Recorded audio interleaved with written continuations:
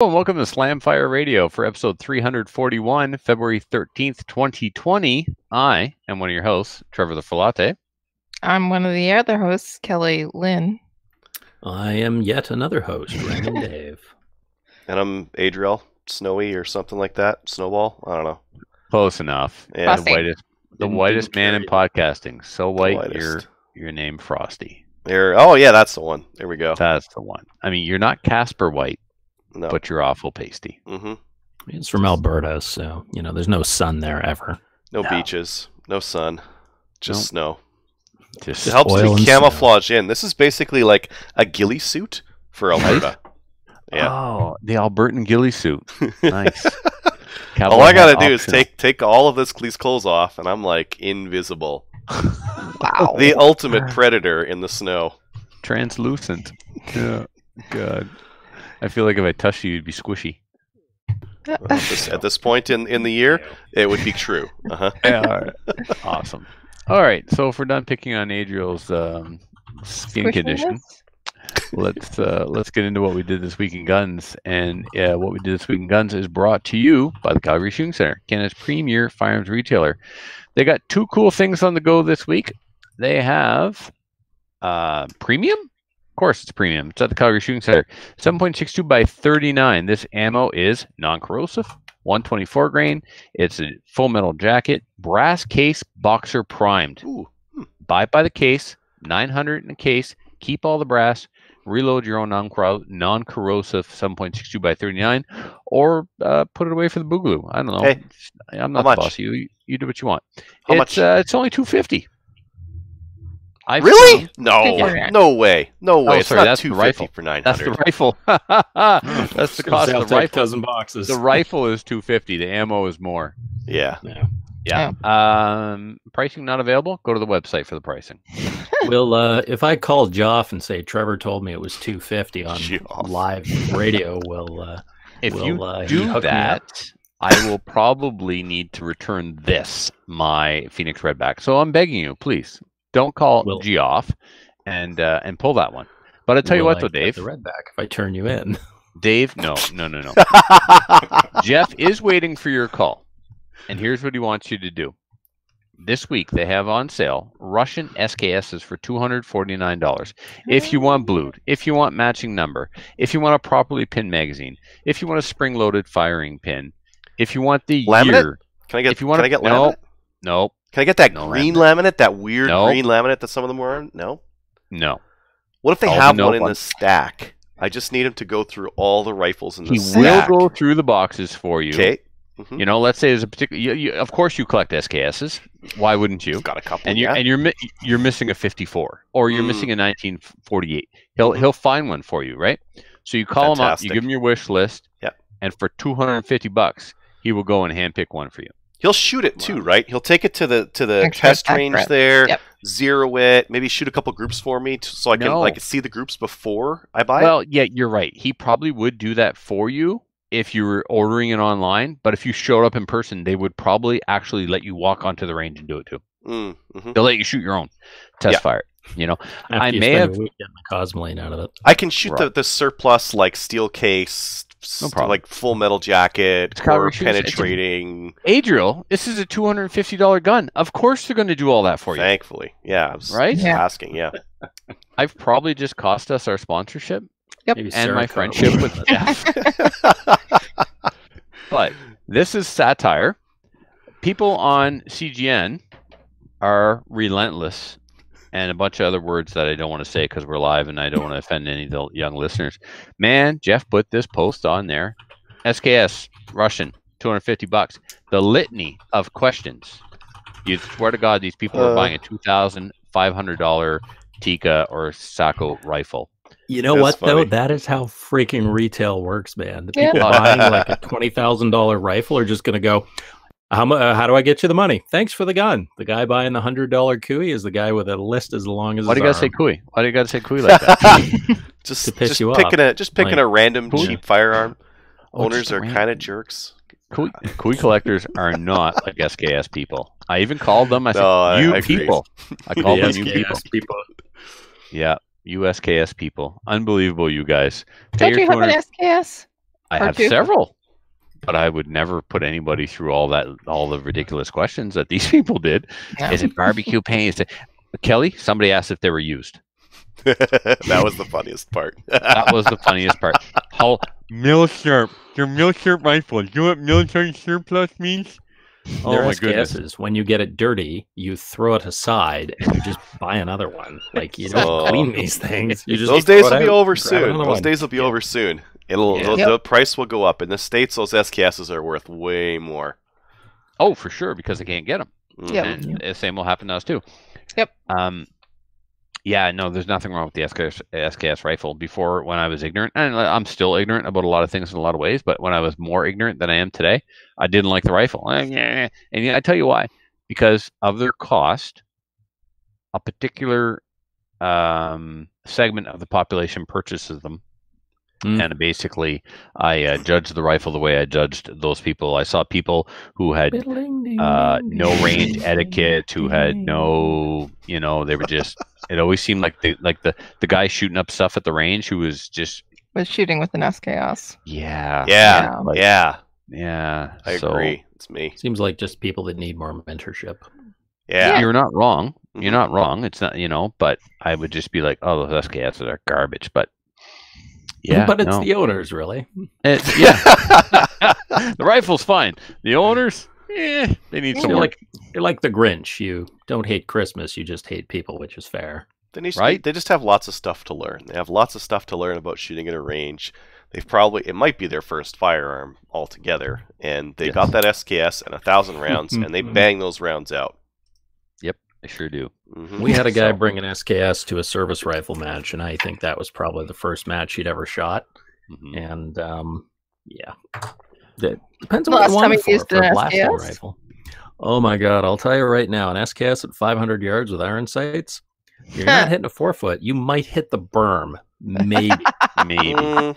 If you find all the crap say you that dropped on your way down range. I would say that your SKS shooter didn't have his stuff together then, because No, he didn't. I've shot at the 500-yard range with my SKS, and I can make hits on big IPSC steel about 2 out of every 5 shots, which isn't fantastic, but it's still enough to do the trick if you want to You hit know it what, a couple though? of What's times.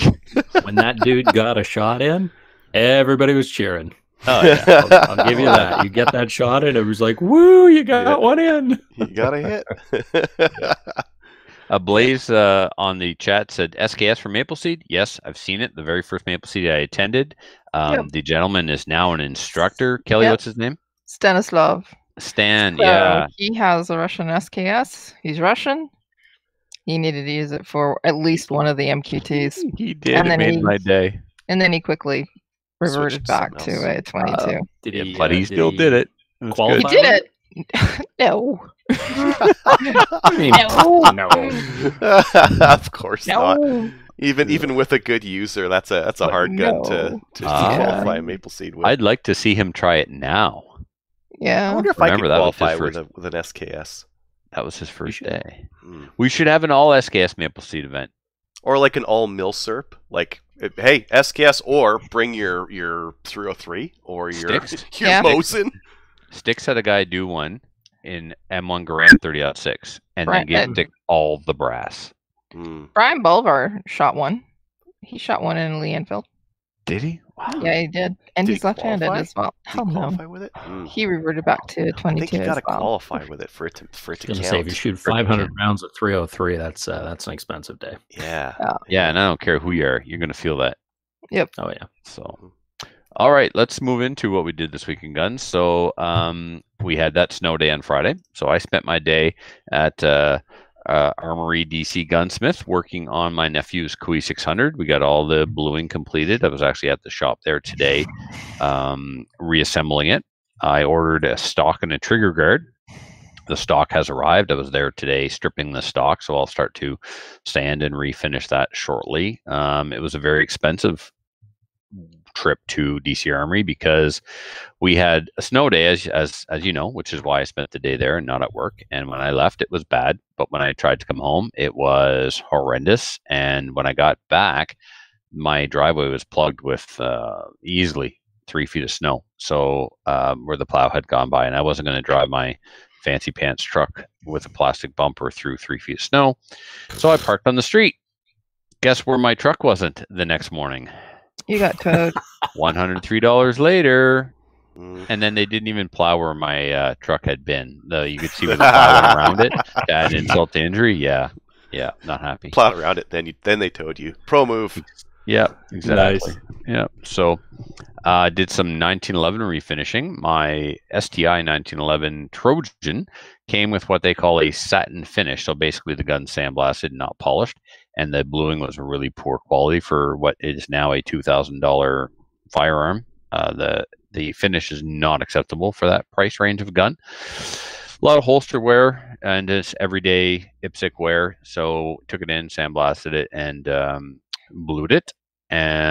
Looks amazing. Stand by for pictures of before and after on Denis' Instagram and probably the show Instagram.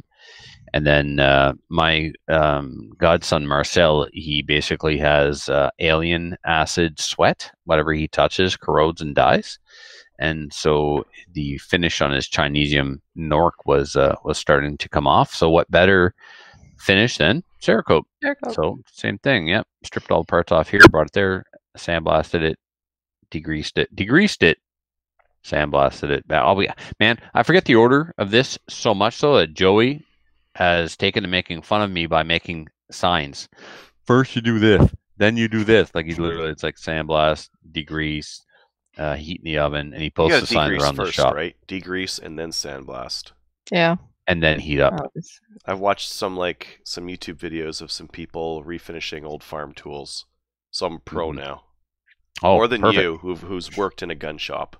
Yeah, absolutely. You own a Dremel, and you have a YouTube channel. You are clearly. I got a couple superior. sanding drums for that Dremel, cut off wheels. What more do you want?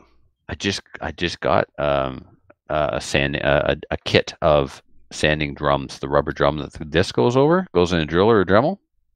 You didn't have one of these before? Well, I had lots of Dremel specific accessories, but these are I can put this in my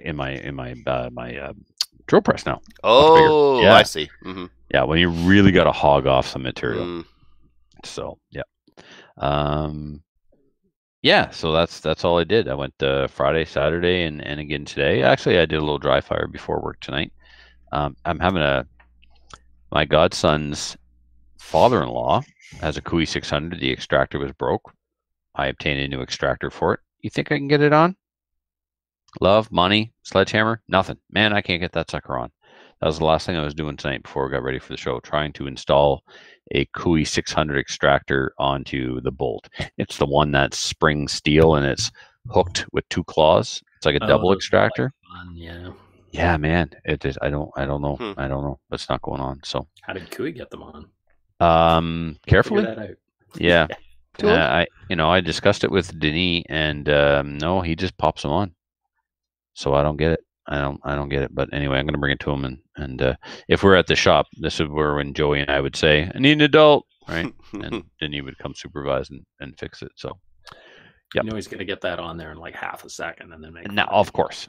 Usually, I just do this. Click. Oh, there it goes. Mm-hmm. Yep. That's exactly what's going to happen. So. Tabernacle. Yep. Adriel, what about you? What have you been up to? Not much. I had the flu all week, so Thursday on the show. Were you eating bat soup? I wasn't eating bat soup. I've been getting a lot of packages from China, so maybe one of them came with an extra You care popped package the bubble wrap, didn't you? No. You're not supposed to do that, right? Breathe it right in. Yeah, no. It's always got those nice smells. Yeah. No, but I've had a flu all week, so I didn't get out to the range because I felt like crap. So didn't do that. I am moving my gun room, so I'm moving it to a different area. So that's actually kind of good because I get to clean everything up and I get to grab that buffer that's underneath that safe that rolled under that I haven't. Yeah, I'll go get that guy. Is this why you're moving the gun room, to get your $20 buffer back? No, but very convenient because now I can grab it and I don't have to buy another Where are one. you moving it to? Just a different room. Yeah. Okay. Just, Same floor? Nope. That's what I want to know. Okay, never mind. I'll see it when I come see you. Yeah. It's gonna be more convenient. And then For you? It's in the bedroom. Me. I feel like Master Kelly, bedroom. somebody else in the building is getting inconvenienced. That'd be you and Perhaps. I. We can Perhaps. visit. Yeah. That's okay. And then I might do some coyote hunting this weekend. I'm gonna go to my parents' place, and if the weather is okay, I might go see if I can call a coyote in and smoke it with a gun that might be banned soon. That'd be cool. That'd be amazing. And you wear your ghillie suit. My Are you wearing Albertan ghillie suit. Yeah, shirts off and away I go. Tell your parents I said hi. I miss your parents. They're awesome. Will do. They got a new place now. It's all new. What? Brand new Oh, house. they built though, they right? Built, yeah, they built a Right. new place. And now they got like Nice. a gajillion rooms. Oh, sweet. Let's go back. Yeah. So I'm gonna go shoot a coyote, I think, and I'm gonna shoot those 22s that have been. I have like a whole bunch of guns. Like over the Christmas, it was -30, like every damn day in January, and then through half of February here, I've just been sick with the flu. So I'm looking forward to. This will be my first time out shooting since December. No, that's a lie because I got to shoot that alien at some point. I don't know. Feels like it's been a Did you while. shoot aliens? It's been a while. I feel like we didn't really talk about the alien much and how it failed a whole bunch. No, we didn't. We talked about it on the about it show a that fair Trevor amount. wasn't on, and then Briefly, yeah. you talked a little bit about it at the show after, I think, but no, Yeah, not really. some weird, some interesting things with it because it was like gas powered. Or gas blowback delayed from the gas. So the gas holds the slide forward, and then once the pressure is out, it lets it recoil, which lets it use like a really lightweight slide, but also puts a bunch of heat into the dust cover because that's where the gas port empties out into. So the dust cover gets hot, and then yeah, it did have a couple of failures, a couple of fails to eject, a couple of double feeds, that kind of thing. The amount Interesting. you pay, it should come with somebody who fixes that double feed for you. It's Right. And then just it's a pretty stand new beside the gun. brain. It's a pretty new gun, so I think like they're going to have a couple of like V1 problems. I would imagine. Yeah. I still think the value for the gun's actually pretty good, and so like yeah, it's $6,000, but what are you going to pay for a production gun in that range? Well, redback pricing, right? That's about what you'd be paying, right? And this thing comes with an iron sight and red dot rail that you can pop out a pin and put a new one on, and now you're shooting Yeah, red but- dot. Well, Mhm. yes. I mean, it's marketed towards IPSC, but you can't use it in that configuration for IPSC. But what if you just want to go to the range Right. and pound Yep. some paper? What? Yep. What Slap if it you? on, right? Yeah. What if money's no object? This is your 3-gun pistol. You absolutely Yep. put it on. Yep. But Yep. I just want to get that out there because I've seen people posting about it, unaware that it's not production optics legal. Yep.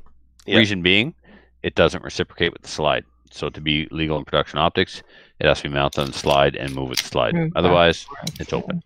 So if you're not beating the crap out of the optic, you can't use it. That's right. Correct. Cool. Yeah. Yeah. I don't know what else to say about it. Like it's super flat. You've seen videos showing how flat the recoil is. You feel the recoil impulse not up at the web of your hand, but like all across down in your palm. So it feels like Perfect. it's coming straight Nice. back into your hand. Yep. Less likely to flip. Yeah, Reduce there's flipperosity. not much flip to it. It does feel like a little bit more. It feels like a little bit more recoil because you're feeling it across your whole hand and there's no rotation to it. Like I feel with the shadow felt softer to shoot because it was just a dip like that instead of a hard chop to the hand. But functionally, the sights move less. So it like you need more time on it, but you'd get some pretty good splits with that thing. Nice. Yeah, and the trigger press is fantastic too. Oh, so short. Yeah. Oh yeah. hmm It's still. Yeah. Geez. So The Shadow's a It's- DASA gun, so it's kind of hard to compare against that, right? This thing isn't a single action only gun. I don't know how it's production legal, but it is for some Yeah. reason. yeah. Yeah. it's not strike of fire. It's not double action. It's single action hammer fired. Yeah, and it's in production. hmm I don't get it either. It's because Somebody- the hammer's upside down. Oh, that must be it. The hammer's Mhm, at the top. mhm. Yeah, that's why. Yeah, it's from upside down land. Speaking of I double think action, single action, my Shadow 2, I ordered the extended strong hand thumb side safety for it from the same company I got my other parts. So if you look at these here, sort of cut right in there, Adriel, but you look at my Shadow 2, you can't see the safeties. They're That's very a low thin profile. one, yeah. Yeah, and it used to come with 2 sets. Now they don't. They don't. You look at my Redback, look at the size of that safety on the side there. Nice. It's a huge thumb rest. My Do you like 1911s that? are like, I've tried love one. that, dude. It does not fit my hand. I don't like it whatsoever. It makes My it makes 1911 all has the. that. I love it. Well, I There's like it on my my- 1911 too, but on my on the Shadows, it seems to just want to hit that knuckle. Oh yeah. Yeah. Now you look at that. That's on my standard gun, the limited custom extreme. Same thing. Mhm. So because my 1911s are like that, my limited customs like that, my Redbacks like that, I kind of want to have the Shadow feel Mhm. the same. And the Mhm. Shadow is, the more I pick it up, man, the more it just molds to my hand. And then again, same thing over here. These are DTS. They're made by Double Tap Sports in Ontario. And then you fit them and make sure the gun fits in the IPSC box, and it's awesome. So, and the paid for it yesterday. They're in the mail today. I couldn't believe how fast stuff came from Europe. It was no different than You're getting ordering something- safeties from Europe? Yeah, man. Are they cheap Mhm. cheaper from there, or A little bit cheaper. Yep. Huh. After the conversion and the tax and the shipping, came to $85 for that set of extended safeties. yeah, it's That a full set? surprises That's me. good. Yeah, I was gonna say, I would assume that would be cheaper locally, but not for And- 85. Finding the CZ parts in Canada can be problematic. Yeah, I'm just looking at my common places. They're all out. It's the most common platform for IPSC, and a lot of people are buying the pistols. So, Yep. yeah. That's Speaking of Shadow 2s, that's it for Calgary me. Shooting Center has Shadow 2s on this week. For how much Money. money? Okay. Good plug. Good plug. That's them why a keep. Trevor isn't allowed to work in sales anymore. Yeah, they got these They guns. cost money. Yeah, I don't know what they cost, but they got them. If you had to ask, you couldn't afford it. Just hand your visa over. That's right. I went to a knife shop in Toronto Cousin. with Sean Hansen and a bunch of guys, and yeah, there was not a price tag on any single knife, but it was made painfully obvious if you were paying with folding money, you were going to pay less. And the CRKTs were the knives of the poors. They were in like the hobo section of the store. It was ridiculous. It was a knife boutique for sure. There's knife brands in there that I had never heard of before, and they were like carry knives that cost $500, $600, $700. So I'm looking at a CZ Shadow 2 right hand extended safety for $60. It doesn't say Ouch. set. It just says the large right hand safety. Where, dude? FOC. FOC. Firearms. It's $20 Public, yeah? bucks. Like on the all in I know all, it's it's a 20 tab. bucks. But would have been cheaper. Here, I'll send you the link. Heck yeah, it would have been cheaper. So you I can never read it. Wait. I never Yeah, thought. it's mostly just to stick it, but No, good for you. Yeah. I didn't even know that FOC carried CZ parts. and then there's a wide right safety. There's a wide safety. Yeah, well, there are This some one's people 80. that aren't right-handed. $60 there too. Would you look at that? Hmm. There they are. $60, the same set I bought. CZ right-hand extended safety. Okay, it might 60 just be the one though. It might just be the one side. No. It's gonna be the set. Well, there's another set I'm looking from. Selection Supplies has a set, and it's $80 for the big left and thin right, which is the one you'd be looking for. All right. And the rest around $80. So essentially, what Adriel is saying is that you need to learn how to use Google. Well, we're talking we're $70 plus tax. Or $60 plus tax. I'm at $70 plus shipping. I'm at $80. What's the difference? Yeah. The only 20 difference bucks. would be I'd be supporting a Canadian retailer, which I had no problem doing that. But I didn't know that Firearms Outlet carried CZ parts. Neat. Yep. Who's next? Where are we even at right now? This is a weird show It's today. you, and then I'm done. all right, Dave. Yay, it's my turn. I got Dude. my Nikon rimfire mounted. Okay. Via I listened to the show and I Now, followed what your type of instructions rail very did you use carefully. exactly, Dave? And did I sound smug just now when I asked you that? I used the rail that's mounted on the gun, and I didn't use the spare one that I bought, not realizing that I have a rail on the gun. Okay. But luckily, it was $10. So now I have to buy I don't know. I'll mount it on the cat or something. I'll use it to mount those Mount it lasers on on my the cat. sharks. Yes, that's it. The laser for my shark from Black Box. I'm gonna use that frickin' $10 rail to mount it. You hot glue the rail onto the cat, and then you put the lasers on the rail. That's why you're not allowed to have pets. That's why the SPCA has you banned. Got my picture up on the wall. Yeah, no Adriels. So I got that mounted. So I listened to the show notes, listened to all your tips, and then I grabbed my wrench and I threw the scope mount on and I wrenched everything down as tight as I could get it. I think I'm good. Nice. Did you notice after that episode, people were tagging us in Instagram posts selling fat wrenches? As seen on Slamfire. True story. That's Yep. awesome. I do have I to need to get- find a torque screwdriver because no one locally has any of them, but I found the who the hell it is. Well, Bullseye London have them. Yeah, I found some used ones on eBay, so I think I'm Yeah, probably gonna just find saying. They tagged us. those. I know. Thanks, Bullseye. I don't like paying tax though, so I buy a used one for the one time in my life that I mount a scope properly with proper torque on it. I find that difficult It's to good to believe. have. You're not a corner cutter. Yeah, I know, but I don't have some proper tools such as that.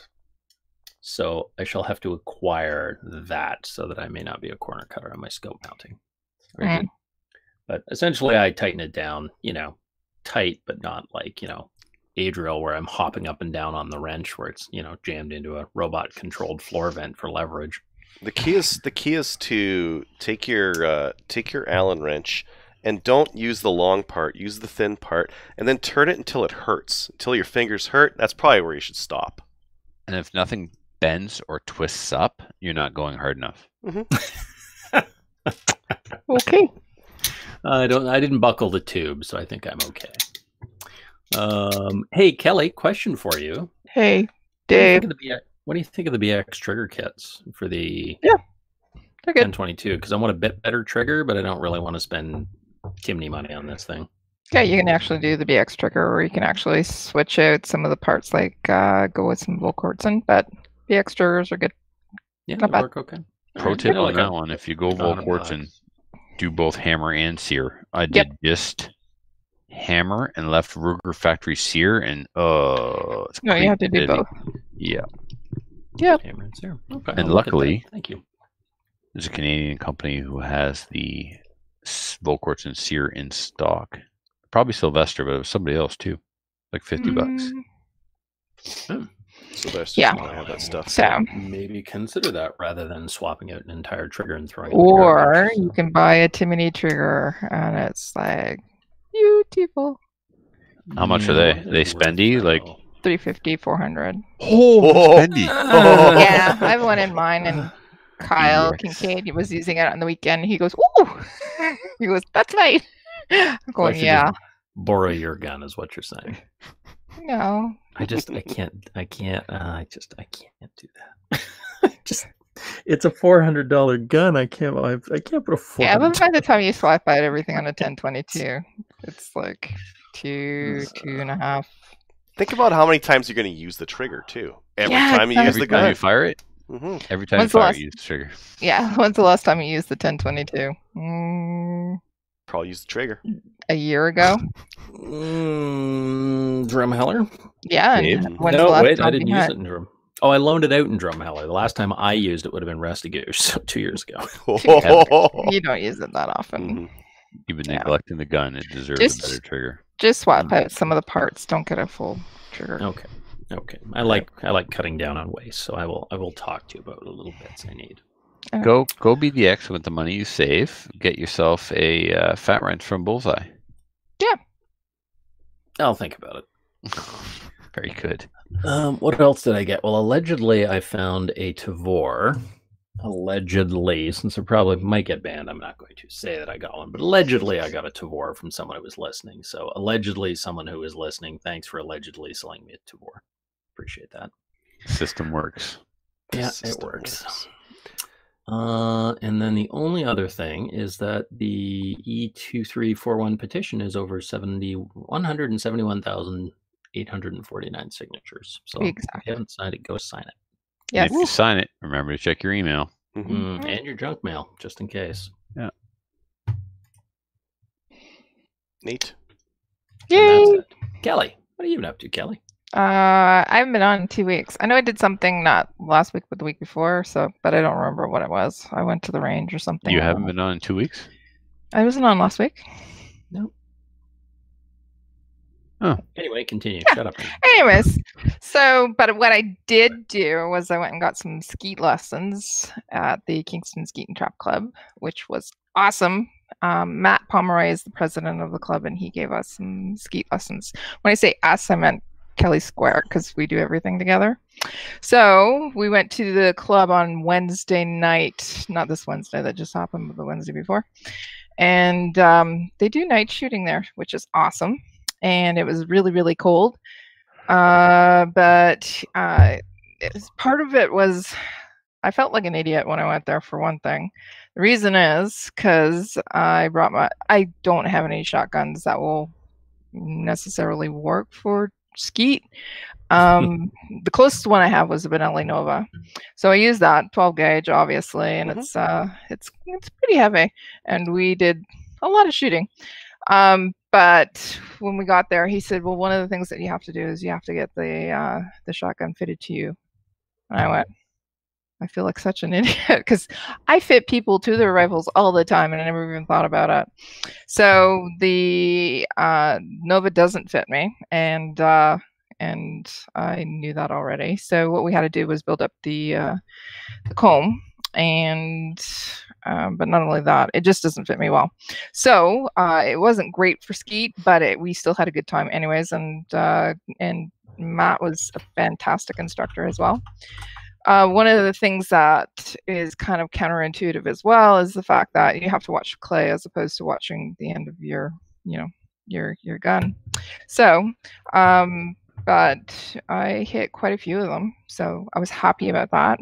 When I didn't hit one, I got really upset with it. Both Kelly and I were really quite competitive, and when we don't hit things that we're supposed to hit, we're not very happy about it, but still had a good time.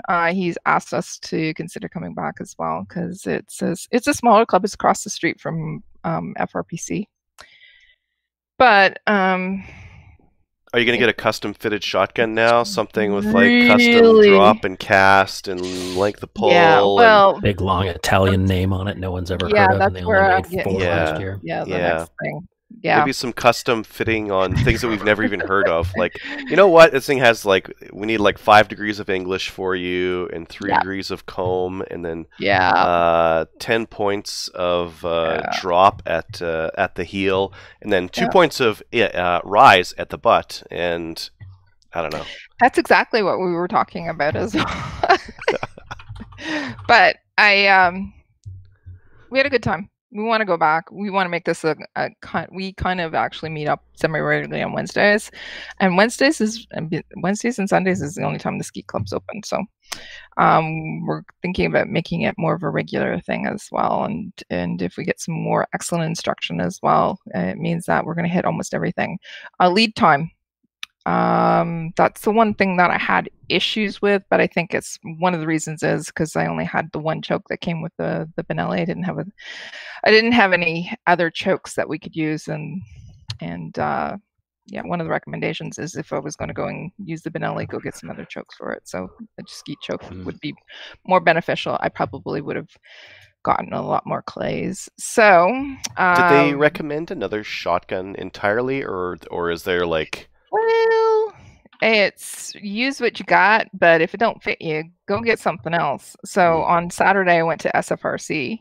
I went to SFRC the week before too, but I did get stuff, but I don't remember. Anyways, this week when I went and looked, and one of the things I was looking at is I was looking at guns that probably would be better for skeet, for trap. So there was a whole bunch of them. and right from like a Canuck over under. It was like $600, and it went up. There was a French. Nice-ish, right, for the price. I mean, It actually, you know if what? it fits, right? It would work. It'd work okay. My favorite one was the Frenchie. Yeah, of course. Yeah. Which was it's the So Frenchie sexy. Aspire, which is the 28 gauge, so it's a little smaller. Better start reloading. A little smaller. It has this beautiful walnut stock. It's blued. It's also $2,800, and But Kelly put it all into perspective, right? I know. $3,000 IPSC pistol, $4,000 IPSC pistol. I know. What? It's not that expensive. when No, you it's think about not, it. and it's gorgeous.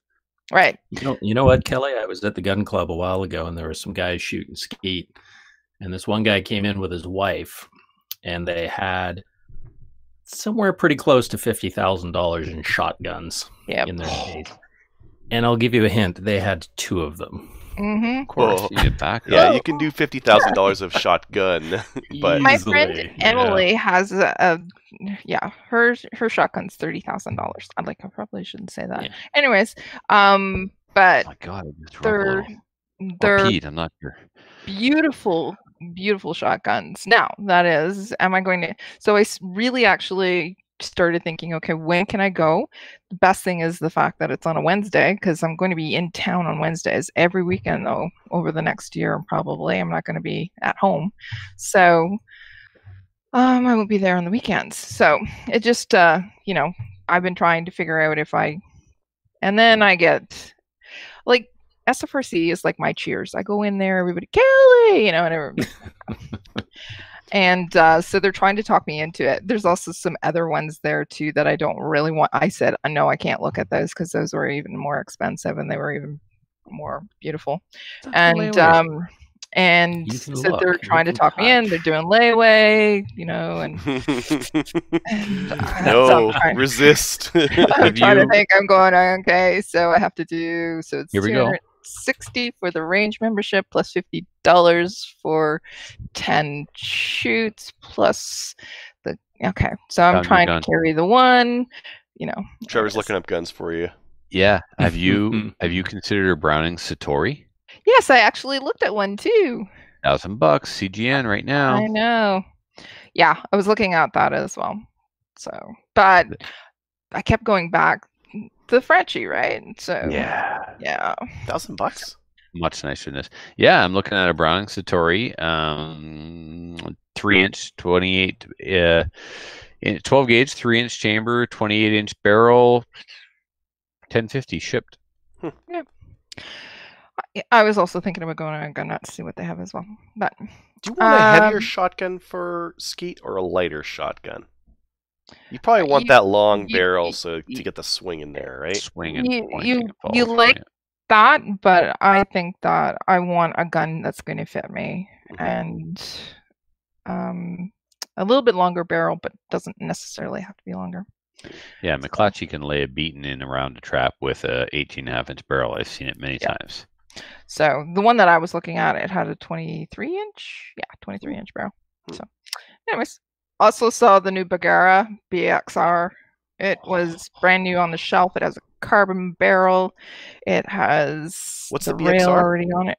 It is the 22. It is like it's the it's like the 1022, but it just by Bergara. But Bergara, and $950 for the one with the carbon wrap barrel, and it was $850 for the standard. And it has the adjustable. It has everything already on it, so you don't have to change it. The trigger, you don't have. The rail's already incorporated into it. There's a Frenchie on CGN. Okay. Oh look. $1,000. Okay. Anyways, so. Fantastic, beautiful. If I was going to go and get a rifle, I'd probably get that now as opposed to a 1022 because it has everything that you probably already want in the 1022. Sorry, it has everything that the 1022 is, but it's already upgraded, so you don't have to change out a lot of the parts. Yeah, the 1022 and it's only $950, and you'd be further ahead.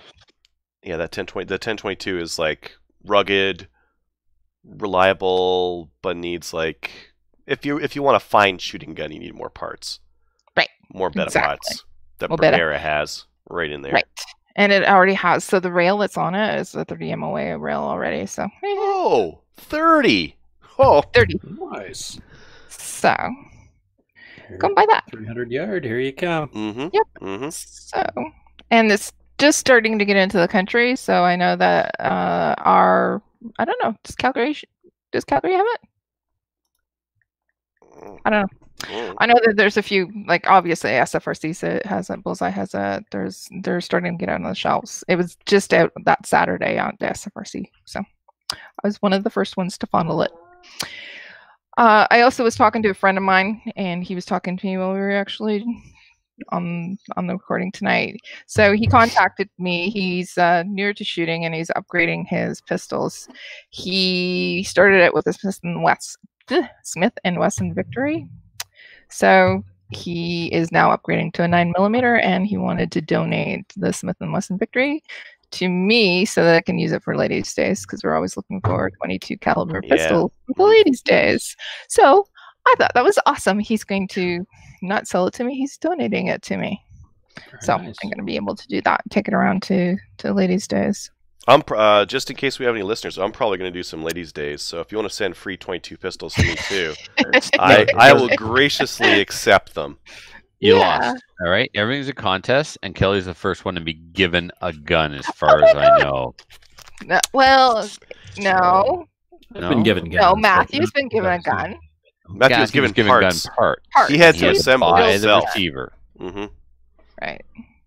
I was given a gun, but not because I was doing anything worthwhile with it. You were. What gun were you given? I was given a Kui. A Kui, a friend of Aw. mine, Is it for sale?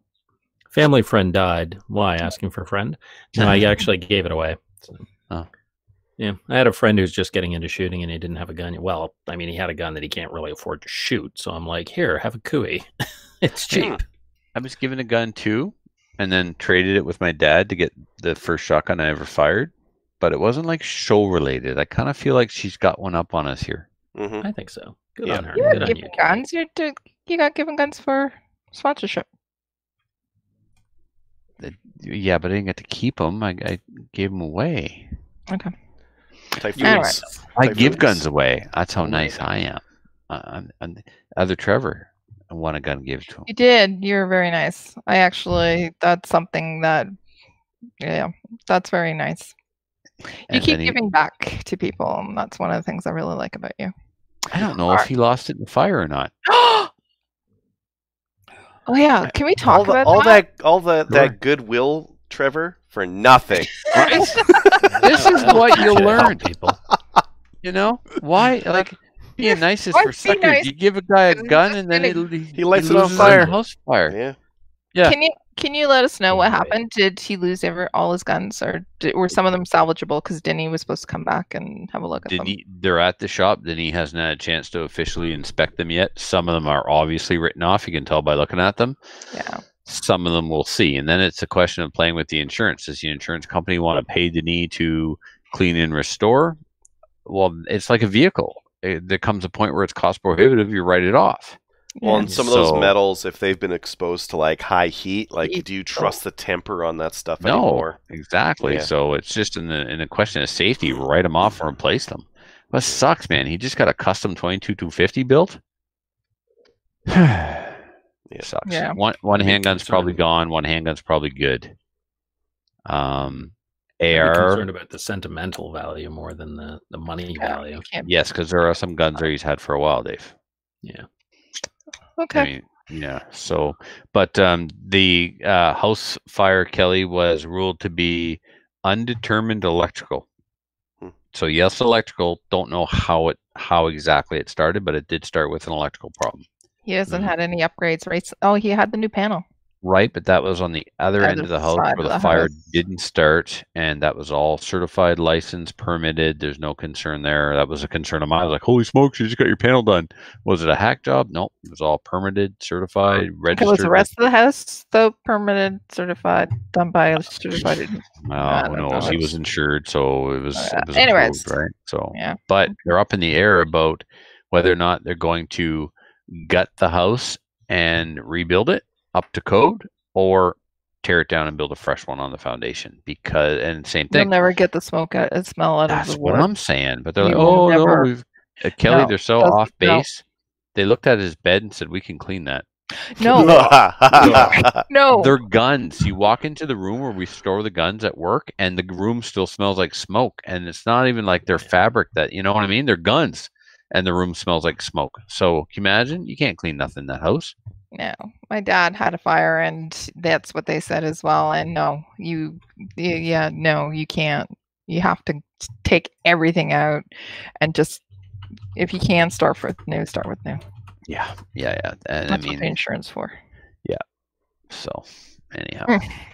Anyways, Okay. when we, I'm done. That's it? Okay. All right. Yep. You want to take the first upcoming event then, please? The TAPCOM one?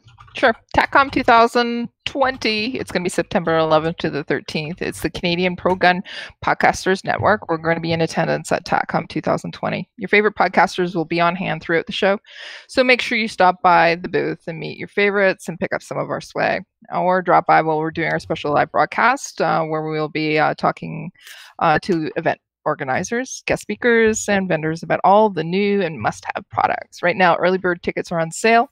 If you click on the link, and you have to click on that actual link that we have on our Facebook as well as other social media, type in early bird 15 off. You'll get 15% off your TACCOM ticket. The discount is only valid until March 31st, and you can see details for the show at TACCOMcanada.com. Cool. Thank you.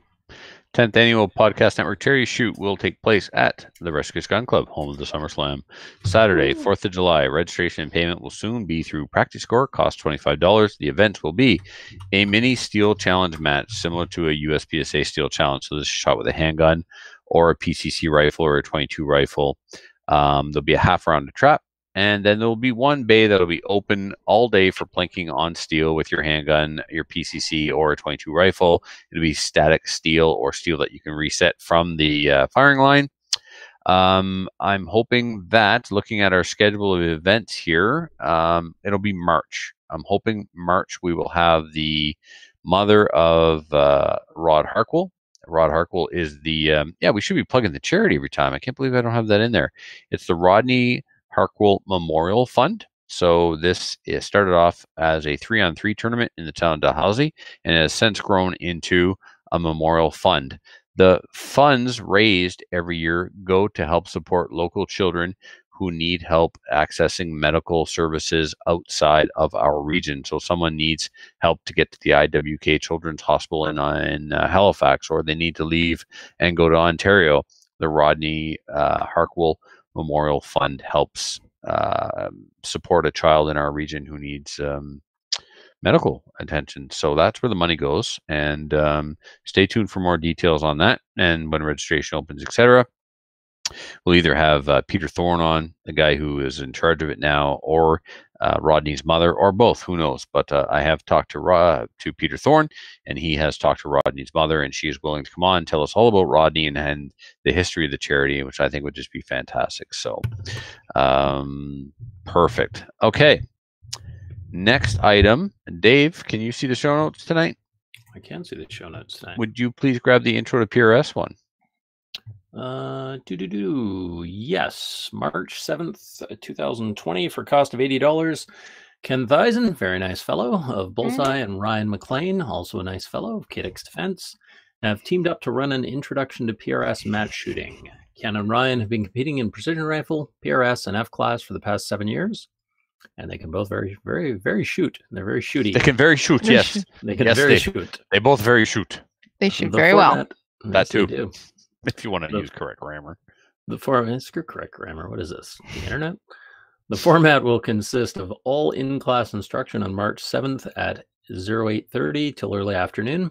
The clinic will focus on the basics of PRS-style shooting with an emphasis on gear selection, equipment setup, and match prep. This is an in-class only course, so no firearms are needed. Guaranteed to cut your learning curve and direct you in the right direction. That's an awkward sentence. Direct you properly. I don't know. Anyway. I post them as they send them. Steer you in the right direction for match shooting.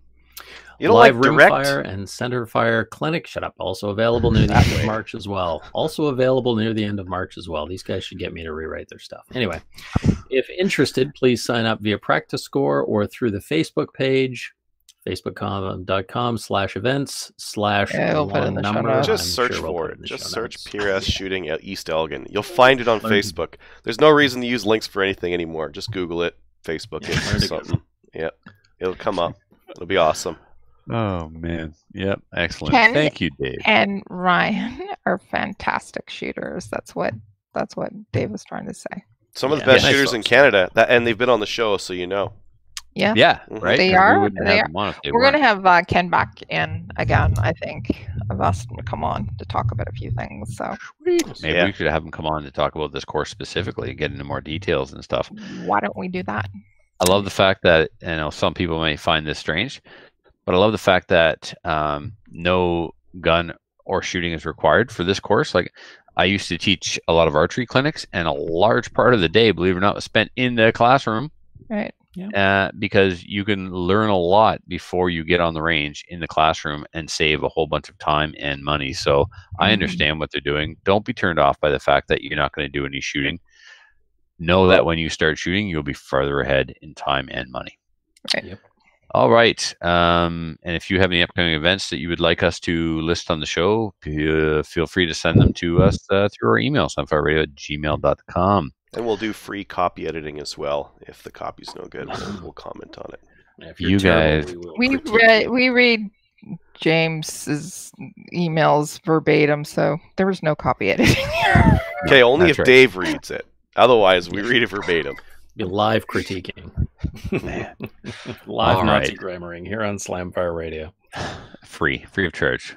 We, Yeah, of course. we both publish and criticize your event free of charge. Yeah. All right. News. Adriel, take it away. Oh yeah. So this first one is kind of interesting. This was I Run Guns. This happened last week. I didn't have it in show notes for some reason. I Run Guns announced it, but this was apparently at SHOT I saw Show. this.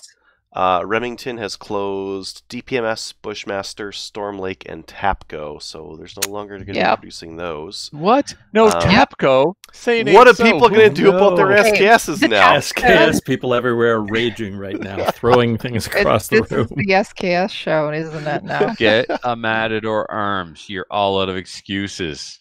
Do they make those anymore? Are What? they still making their SKS chassis? Of course. It's the bread and butter. But the DPMS and the Bushmaster, bad. come on, that's That's the bad. one that we care about. Well, Does that mean my Bushmaster is now worth more money?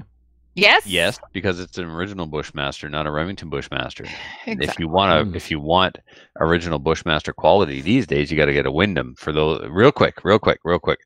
Bushmaster sold itself to Remington. Remington simply bought the name, left all the equipment behind. Mr. Wyndham, who was the creator of Bushmaster, sold on Friday, opened up shop on Monday as Wyndham.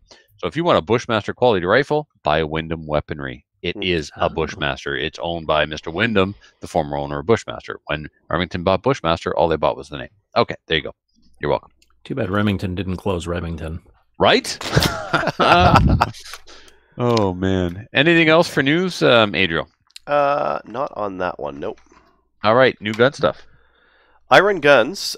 So we talked about this in the summertime. Do you remember when I Run Guns had an announcement on their CGN thread? They're like, we're going to announce a new non-restricted gun for Yep. the Canadian market. And then Yes. just not like crickets, right? I think it just took a lot longer than they thought it was.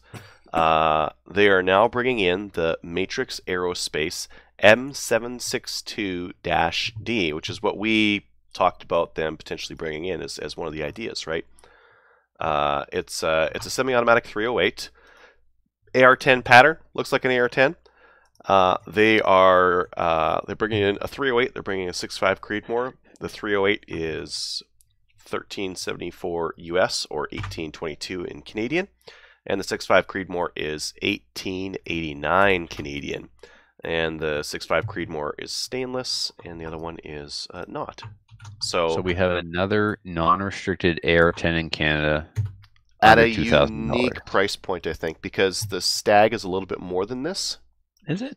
Yeah, the Stag will be just a little bit more. This will be just a little bit less, and it's got the reason why it's less. So it comes to around $1,800. Mm-hmm. It comes with a Rise Armament drop-in trigger. Oh so my! It comes with a nice trigger, 3.5 pound, right Single from the factory. Anti-walk pins. Okay. Extremely short reset. Kelly's like, all right, where do I take my money? No, I'm already moving forward to the other guns. Oh, well, we're not there yet. We're still oogling this thing. It's under 9 pounds, which is amazing because if you consider my Stag with optic and the barrel that I chose, even though I've got an ultralight Maple Ridge Armory handguard, my Stag is 11 pounds. This gun out the box, less optic, is 9 pounds, and they're saying a half MOA at 100. So what do? You get a factory gun. First thing you do, you change the barrel because that's where it actually comes from.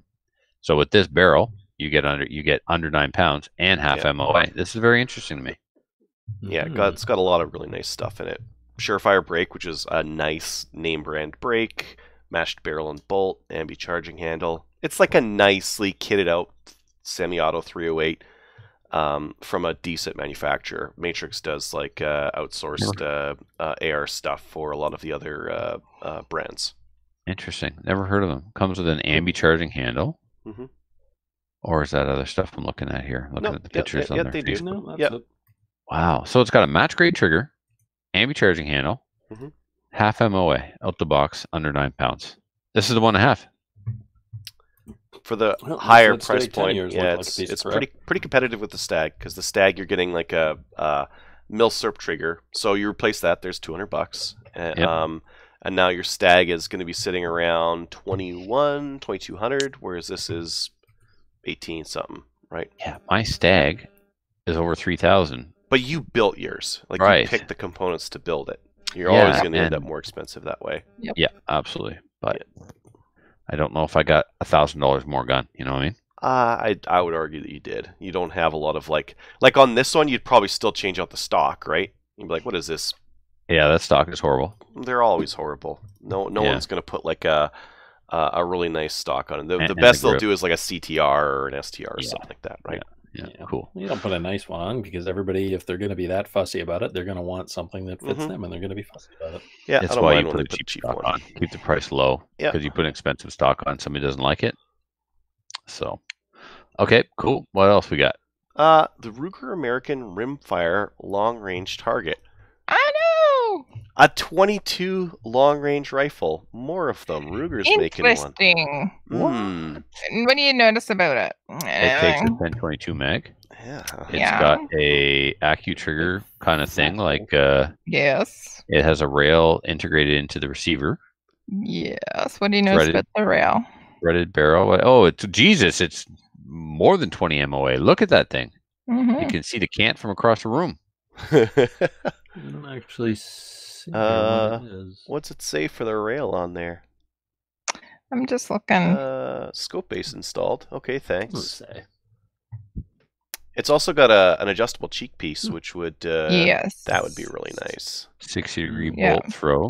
I was thinking about like what happens with Maple Seed if the Liberals ban every semi-auto. That one because that one takes 1022 mags. Exactly. Drop free. You can put your hand right underneath it. Threaded 22 muzzle. inch barrel, 8 pounds. My goodness, it's an 8 pound 22. Heavy. Yeah. Heavy's okay. Are you okay over there, Dave? Oh, that's tired. Long day. Yeah. No, it's technically no longer than any other day. Shut up. Oh, wait, guys. It also includes sling swivel studs. Yeah, what's that? But I was just looking for the length of pole to see if you could actually change out the buttstock as well, because it wasn't. It looks like plates, Kelly. Looks like spacers, like Maple. Yeah. It's got enough there. So, nope. QD mounts. Yeah, there you go. Yeah. That cheek piece is going to go back and forth. There's a slot in there. It'll move back and forth on that. Yeah. And also the bolt on it, the bolt handle is huge. Yeah. And it looks like it's got QD cups on the side. Yep. Ooh. It's got it all, man. Ooh. Did they come out with a price? Because I'm wondering if I'm pretty sure this would not fit into. Suggested retail $599, but that's American. American. So you're looking at about 700. Yeah. $799. I like it. I like this more than the Ruger Precision. Mhm. The Ruger suppressor with it too. Sweet. Package Oh, deal. They get that when you're just checking out. They're like, "Do you also want to add the suppressor?" You're like, "Oh yeah, of course, yeah, F yeah. yeah." Silly It's like, question. yeah. It's like asking me if I want bacon on my burger. Stop it. Um, What are you doing? Holy crap! There's Bolivar just joined. Hello, Brian. Hi, Brian. His ears must be burning. We talked Why don't we about him hang up this on him? evening. Cool, Okay, that's cool. good stuff. All right, that's it for new gun stuff. Then let's move into our main topic.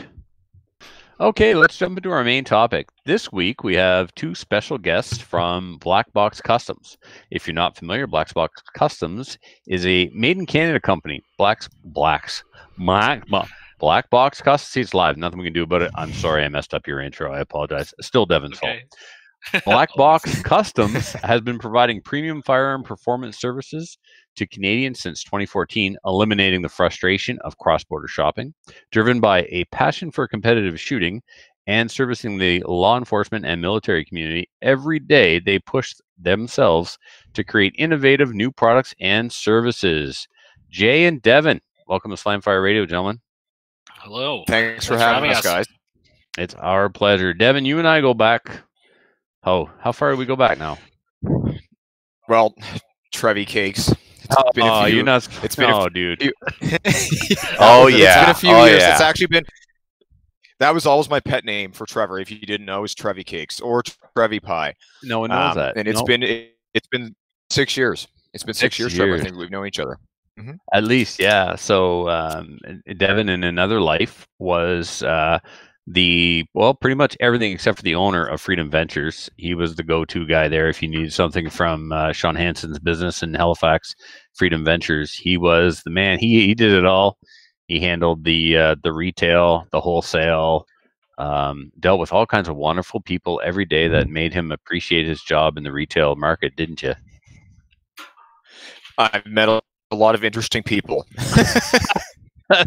You always have this ability to maintain your ray of sunshine and take the high road. It's awesome. So, and yes, unfortunately, go ahead. Oh, no, I was just going to say, there are actually, jokes aside, I've met a ton of tremendous people working in the firearm industry, and especially through a lot of the people I've met via the IPSC community and other competitive shooting brackets, like just a lot of really interesting characters and just a lot of fun people all around. Many a package arrived from Freedom Ventures with the name Trevi Cakes on it, unfortunately. Yes. Yep. Yeah. Or a troller for a lot. Yeah. Wonderful. So, well, so initially I reached out to Devin because, I know him and I know he's at Black Box, but then he said, hey, let's get Jay on board. And so, Jay, tell us about yourself and your role with Black Box. Yeah, so I'm one of, now there's a couple more partners here, but the original three of us, I'm one of the three original partners of Black Box Customs. If you corresponded with us in the first probably 3 or 4 years of this business, it was most likely me.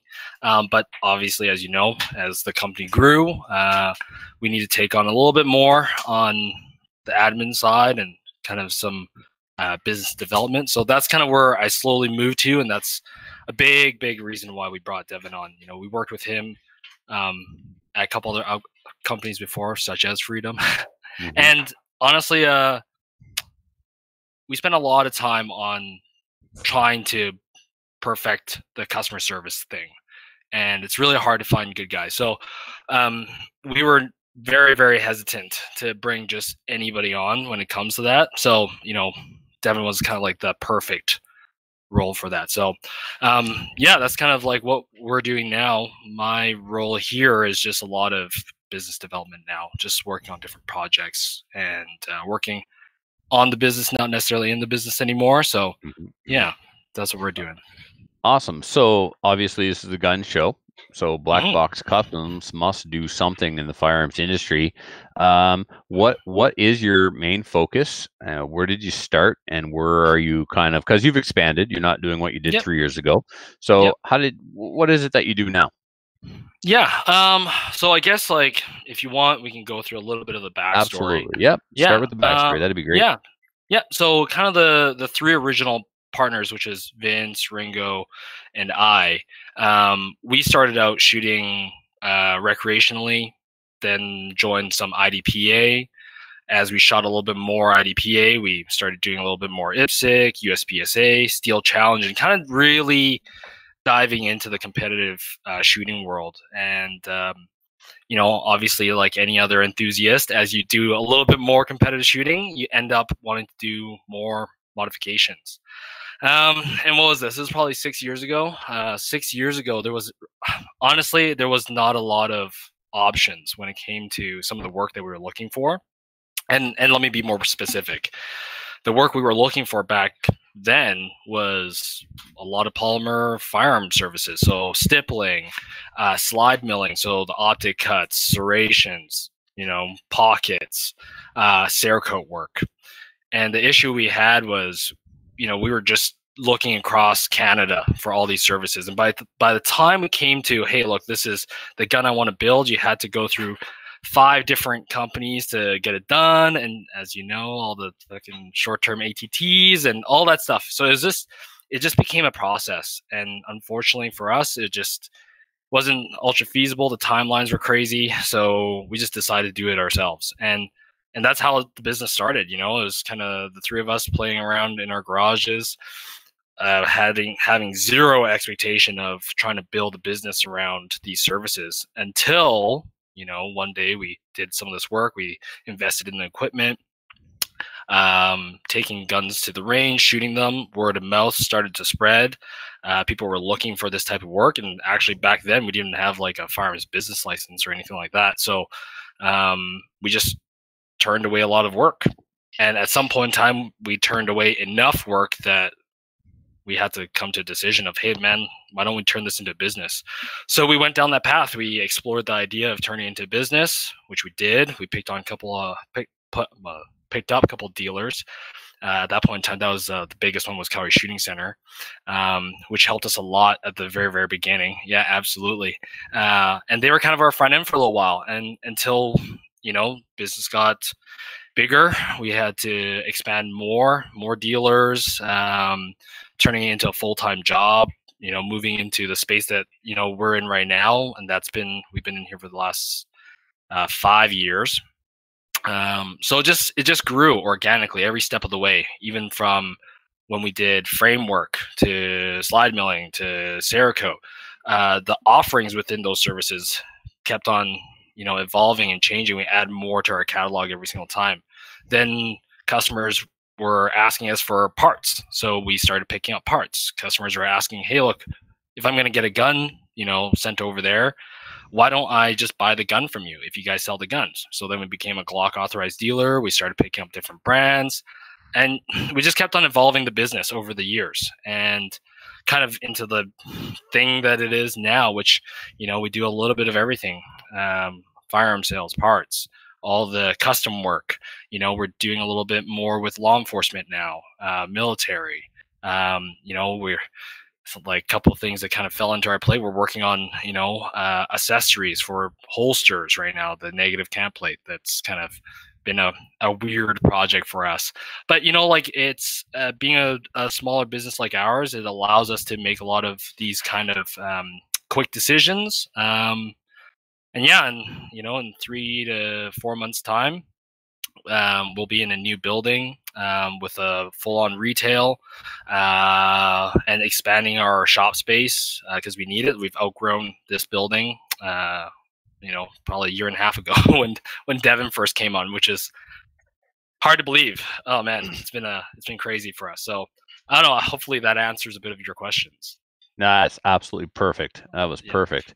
Devin, let's switch over to you now. So what's your day-to-day look like at Black Box? What do you, is it always insane? Right now, or it's a lot of email. It's a lot of email, Trevor. So communications are big, and part of the first thing when I came into the company was just clearing up the front end in the sense that we have a lot of guys working here doing different things, but we had a real customer service or just a communication bottleneck.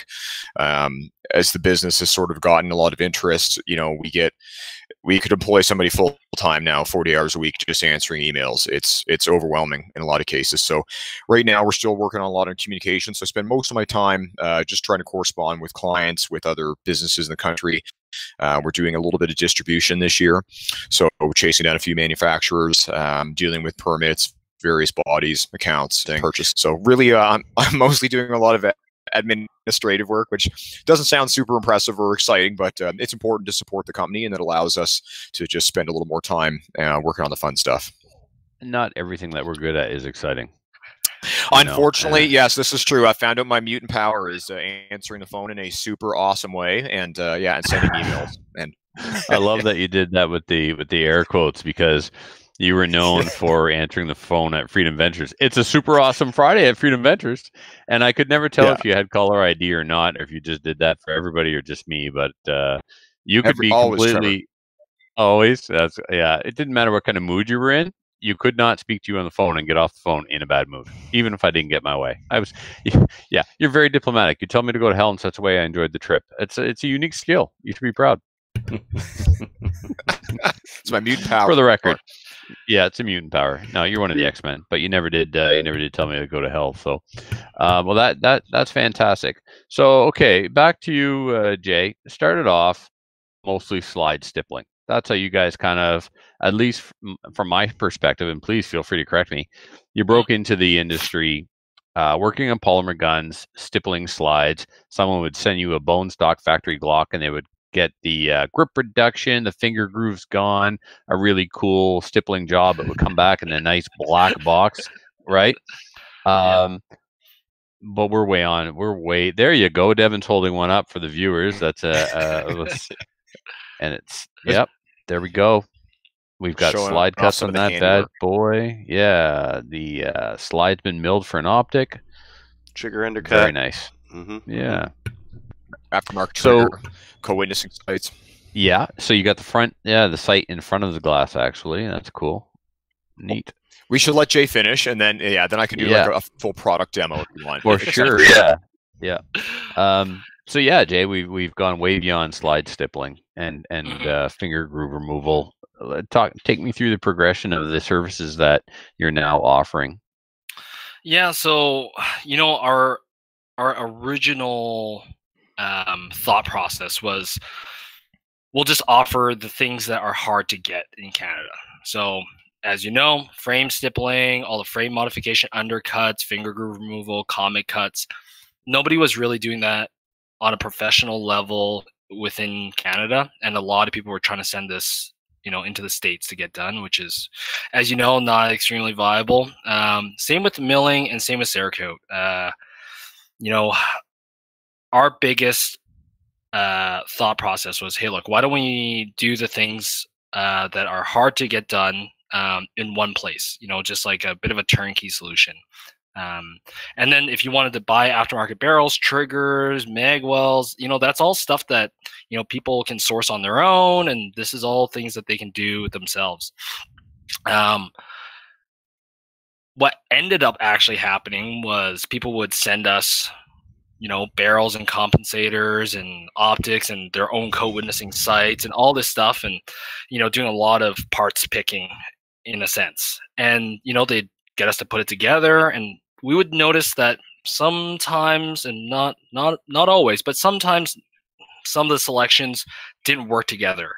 And there's some parts that people could get and some people couldn't get certain parts. So, we started sourcing parts for individuals because we're a fireman's business. So, what ended up happening is we know a little bit of the part side because we're familiar with the platform. So we just started offering recommendations, doing, hey, look, like if you're doing a comp and an optic and you have a barrel and all this stuff, well, you should look into getting recoil spring assemblies. Well, where do I get one of those? And what spring rate and all this stuff. So it just became a no-brainer that we started selling them and offering a little bit more than just say, hey, look, we'll do the services, send it back to you, and you figure it out. We wanted to truly offer a turnkey service, which was say, hey, if you buy all the parts, if you buy or you get all the services, we'll put it together. We'll make sure that it's functioning or at least we give you some recommendations before we send it back to you of what may or may not work. And just like I said, offer that full turnkey service. And then same thing with the parts. The same thing happened with the firearms. You know, some of the transfers. Actually, Alberta's fast transfers are, I think, like 1 day now. Whereas, but sometimes in Ontario, yeah. Whereas Ontario and some other areas of Canada, sometimes the transfers are weeks. People started asking us, "Hey, why not buy the firearm from us during the transfer process, initiate the work, and then save a little bit of time there?" So, hey, that sounds like a phenomenal idea. Let's do it. And, you know, that's how we became a Glock authorized dealer. And that just keeps on progressing, right? A lot of our customers come from all walks of life, which means whether they're recreational shooters, competitive shooters, they're law enforcement, you know, they use our product. And as they use our product more and more, you know, that started developing a lot of our law enforcement and military customers, because what kind of work do they get done? What do they want? You know what's funny, right? It always starts as an individual, right? Some guys, early adopter, wants an optic cut, and honestly, within the law enforcement world, the optic cuts is probably like the biggest thing right now. Red dot, yeah, that is by far. Yeah, it's gaining a lot of momentum. Yeah, by far, like that is the number one thing that they ask for, and it makes sense, you know. Yeah, sorry. Yeah. What optic are they asking to have the cut for? You know what? It's a like, if you asked me this exactly a year ago, the overwhelming amount would have been RMR and Delta Point Pro.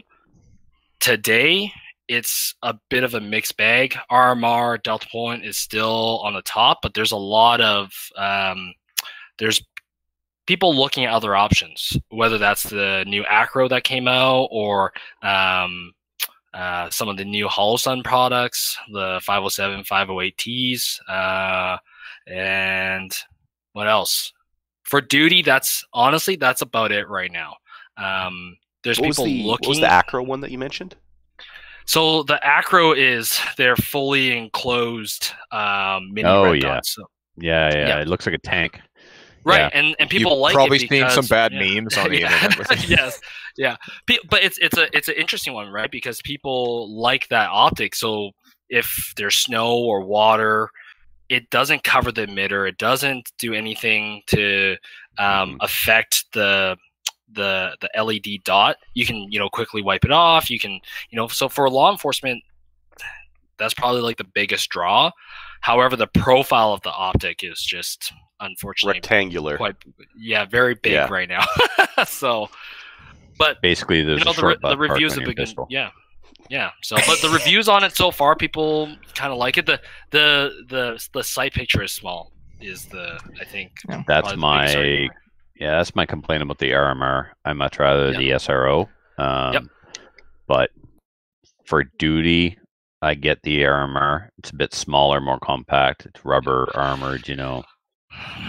There's a lot of momentum behind that product, right? Because there's a lot of testing out there, and people have bought into it in that sense. Yep. And the durability side of it, because people have done a lot of torture testing, the RMR has kind of been the most durable.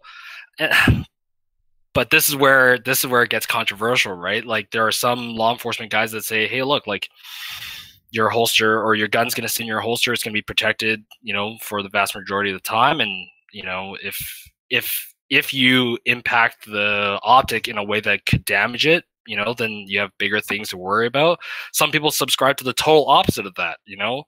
So we're always kind of juggling, you know, the application and, you know, who it's for, because general duty law enforcement, tactical law enforcement, and military, they're totally different requirements. So we're always balancing that, and same with our like recreational shooters and competitive shooters. There is no like one thing that we recommend for every single person. It's always dependent on application.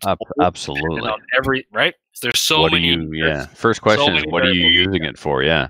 Oh, 100%. Always. So always. Jay, let's transition into kind of the the structure in which the products and services are available, I got the impression based on some of your comments earlier, without talking specifically about the price of a service or the price of an item, I got the impression that you kind of offer packages. I could get this, or I could get this and this. I could get this, this, and this. So how are we set up here for get? I got a bone stock lock. What can you do, right? Like, can I just get stippling? Can I get stippling in a slide cut? Can I get stippling a slide cut and Cerakote? How's that structure look like for the customer? Yeah, so when we first started, we wanted to make it truly a la carte. You know, if you look at Agency Arms, you look at Zev, you look at a lot of the custom gun builders out there within kind of our market, you buy package, you buy A, B, C, D. Unfortunately, the Canadian market doesn't really support the package idea. Maybe it does now, but when we first started, it really didn't. What happened was we had packages, and then everyone would be like, hey, I really like the serrations in package A, but then I really like this cut in package B. Can we just get these? So we had packages. We broke the packages up. We do everything a la carte. If you want serrations, we sell you serrations. If you want serrations in the pocket, we sell you serrations in a pocket. We make sure that the cuts that we're doing are cuts that we could sell, you know, to 5, 10, 15 different customers later on. And then that way we only just charge. If we were to ever make a new cut for someone, for example, and we were to add it into our catalog, it's something that we have to be able to resell, and we just charge the customer like a regular price. We don't charge by the hour unless someone's asking for some really, you know, fancy custom work, which we often entertain. But yeah, like that's right now our business model is it's a la carte. Like I can proudly say over the last 6 years, we probably serviced over 3,000 pistols, like 3,000 Glocks, and no two have left this shop in the exact same way. As in, no two of them were identical because of the, you know, selection that they had access to. That's what makes this company so awesome. Is that you know, you buy an AR, you rip all the stuff off it, you make it your own. It's, you know, it's very rare to see two ARs that are identical in a match or in a shooting on a shooting line. But everybody has a Glock, everybody has an MP, everybody, you know, they all look the same. So if you want to distinguish yourself from the crowd, the rest of the Glock fanboys, you want to make your Glock yours, you can do that. Adriel and I can each send you a Glock 34 and have two completely different Glock 34s when we're done. Yep. And I think that was like, honestly, and Devin can kind of chime in on this. That is, you know, unheard of within our industry, right? And it's a bit of a headache as far as customer service goes, but yeah, we like to cater to all the specifics, and Jay is correct. Like we do, you know, at any given time now, we're juggling anywhere between 70 to 80 firearm projects as an average. If you call us Monday to Friday, just to put the volume in idea for your mind. And yeah, like Jay is not at all. No two of them we really even do the same. If we have a client even show us a picture from Instagram and say, guys, this was hot. I love this. I want this. But I want it done like this. And then you end up with a totally different pistol. I want this, only the same but different. Yeah, always. Yeah, always. pretty much. Yeah, oh yeah. Yeah. Always. All right, so we're throwing Glock around, but Glock is not the only show in town. You're working on everything, right? Yeah. So, like for us, I think when we first opened the doors, we opened the doors to M&P, P320, all the popular service pistols. We opened the doors equally. Now, the Glock shape is easier to work with than others, so there's just more cuts available. And honestly, the population of, you know, people trying to buy like those service types of firearms and doing modifications on them, 90% of that is Glock guys, and that's what showed when we opened the doors up. We opened, you know, even services for everything, but the overwhelming demand is for Glock. So that's what drives the development of that product line too, or that platform for us. That's how you see us having that much more services for the Glock compared to, say, the MMP or the P320, because just pure demand. Well, and those MMP guys are the poorest too. Yeah. Yeah. I had an MMP. Like no, the FNS is the polymer pistol of the poorest, you know, unless Gersan. But I mean, Gersan, you're not even. Gersan. You're probably not listening to this podcast because you can't afford an internet connection. Maybe the SD9. SD9. Yeah. No comment. Oh, that's true. Yeah. So. No comment. Oh yeah, that's funny. So, where do you see yourself in 5 years? Yeah, so we're building out moving into a larger space. We're opening up the retail. We're trying hard to, when it comes to the recreational and the competitive shooting market, we're trying really hard to focus on kind of the higher end of the firearm market, but still relevant to what we're doing. So you'll see us do more builds such as the Glocks, MMPs, but you'll see us do a little bit more STIs, Nighthawks, just more modification on those popular platforms, and try our best to cater to that market. And same with like the CZs, right? That's a huge market that we want to also offer our services to. So if you walk into our retail space, you'll be able to buy firearms, buy all the accessories. And if you want to do a little bit of custom work, here's our custom work department. Alongside of that, we are also focusing a little bit on the law enforcement side, trying to really help promote and just make sure that there's enough information about the red dots. Like, we've been doing this for a little while. In the country, I'm not saying that we have the most knowledge on it. I think we have a good amount of knowledge on it, and enough to speak intelligently about it. So that's one of our focuses. We're partnering up with a couple of law enforcement instructors so that we can go to a law enforcement agency or present to military and just say, hey, look, this is all of the hardware considerations, and then this is how we implement it from a software perspective, right? Whether that's an intro to Red Dot, whether that's a Red Dot user course so that, you know, you can come take the course, take that information away, present it to your agency, or even further, let's just say there is adoption. Now we can do an instructor to instructor type of transition or course. So that's kind of what we're focusing on. There's a couple other things that we're working on the law enforcement and military side. So in the 5-year span, just to continue to grow Black Box Customs, and then also to, on the parallel, just also grow the law enforcement and military side. A lot of the work that we do just complements that. And you'll also see us do a little bit more work on the industrial end. As sad as it sounds, you know, this is a bit of a tangent, but as a business, and this is, you know, Devin can kind of speak on this too, but the biggest fear with anyone in this industry is, you know, what the political climate's going to be 2, 3, 4, 5, 6, 7 years from now. As a business, and, you know, being able to innovate and continue to build this company, we need to be completely, I don't know. You don't want to put all your eggs in one basket. Yeah, we just don't want to be thinking about where, you know, whether or not we're going to have a job in 5 years. Yeah. So you have transferable skills and transferable knowledge. Exactly. So we're expanding into the industrial side. You know, we just picked up some lasers. We're doing a lot more bulk industrial coatings.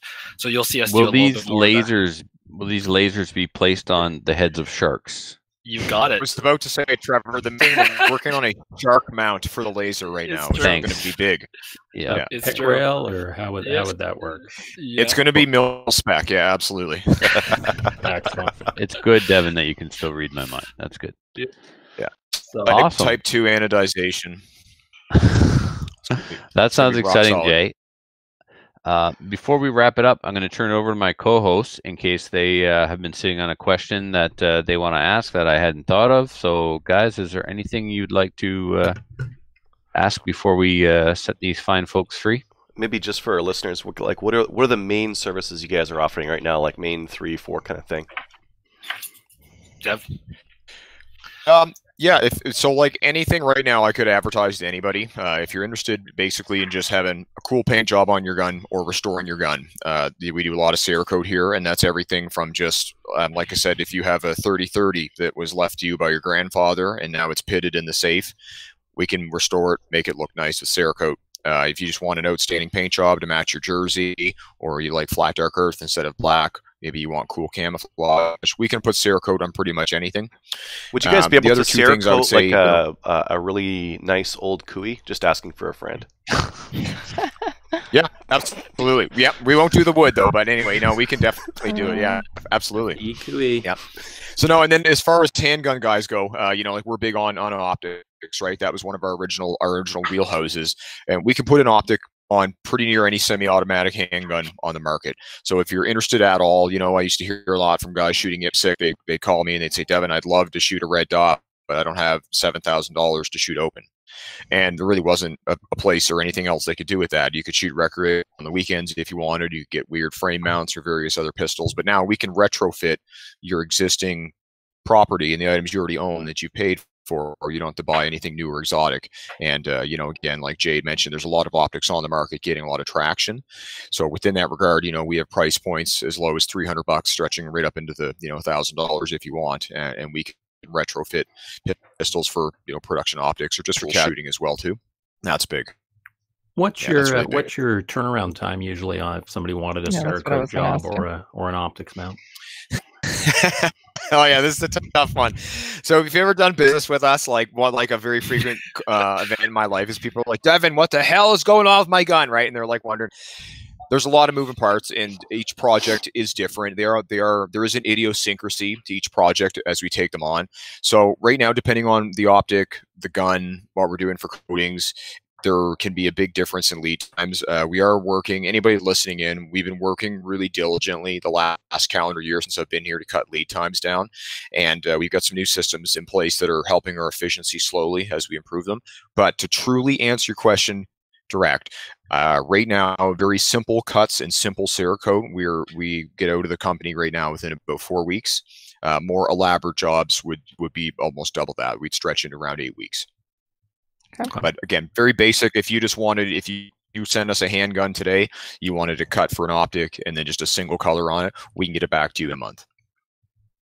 Devin, is there a peak time? Are most IPSC people sending their guns in the wintertime, and are you like kind of slow down in the summer and flood in the winter? So this is funny because I comment Jay to this all the time. When I started here, it was like the 4 walls are on fire and the roof's on fire too, and I was waiting for the lull to happen, and I was like, okay, we're gonna have a quiet fall or something. It just never came. We are like every day, if you call us and the doors open, it's the busiest day we've been in business. It's just getting, we've gone from average. We've actually doubled our average number of projects on like concurrently that we're working on. Yeah, it's wild to have. Yeah, Kelly, anything to add? There are worse problems, yeah, for sure. Yeah, nope.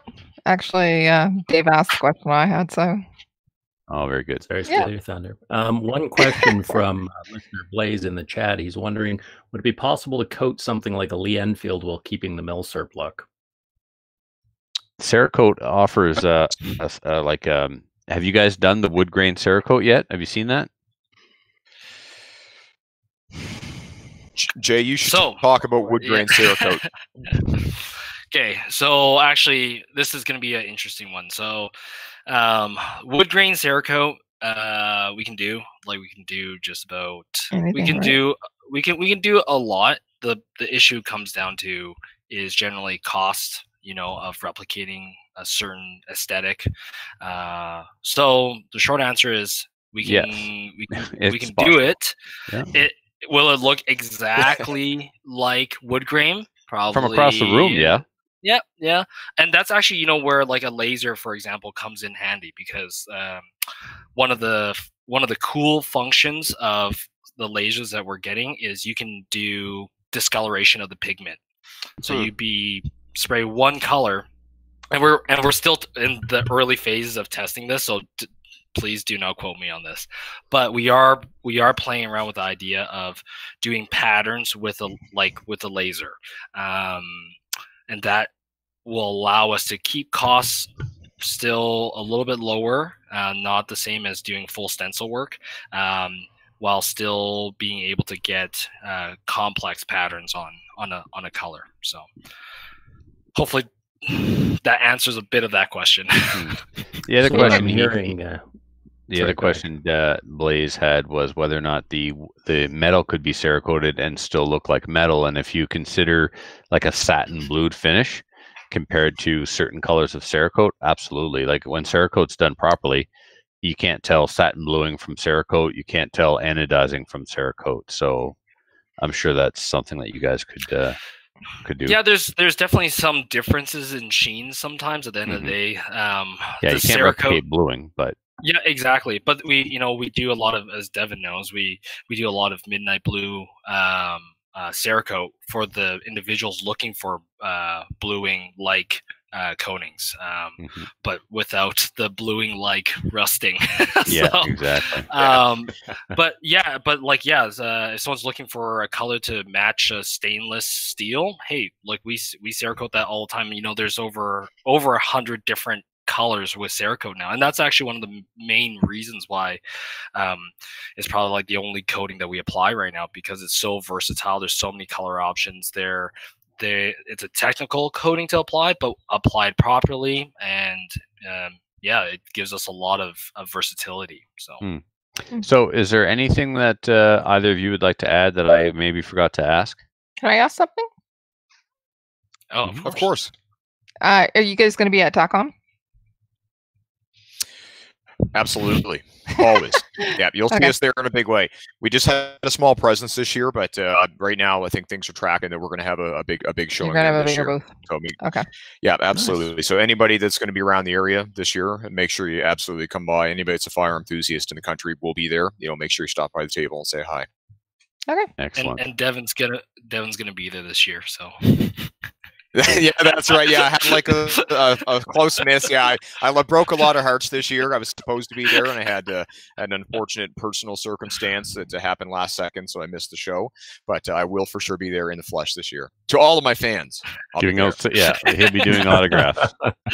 You're just gonna be standing at the front door of the Walmart greeter. It'll be a super awesome day at TAC. Awesome. All right. Anything else to add, Jay or Devin, before we say goodnight? No, I just want to say thank you guys so much for taking the time to have us on and inviting us to the show. It's an honor. I know I've really enjoyed it. I know Jay has too. And, just keep doing awesome. Do you guys, and just keep being great. Awesome. Thanks a lot, guys. So to the listeners, be sure to get over to Black Box Customs. Check them out. They're on all the social medias. They've got their own website, of course. And get some custom work done. Make your Glock stand out from the crowd. Awesome. Thanks. Right. There are many others like it, but this one is yours, right? That's right. That's a good slogan. All right. Thanks a lot, guys. Have yourselves a lovely evening.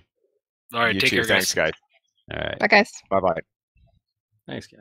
Thanks again to Devin and Devin's boss.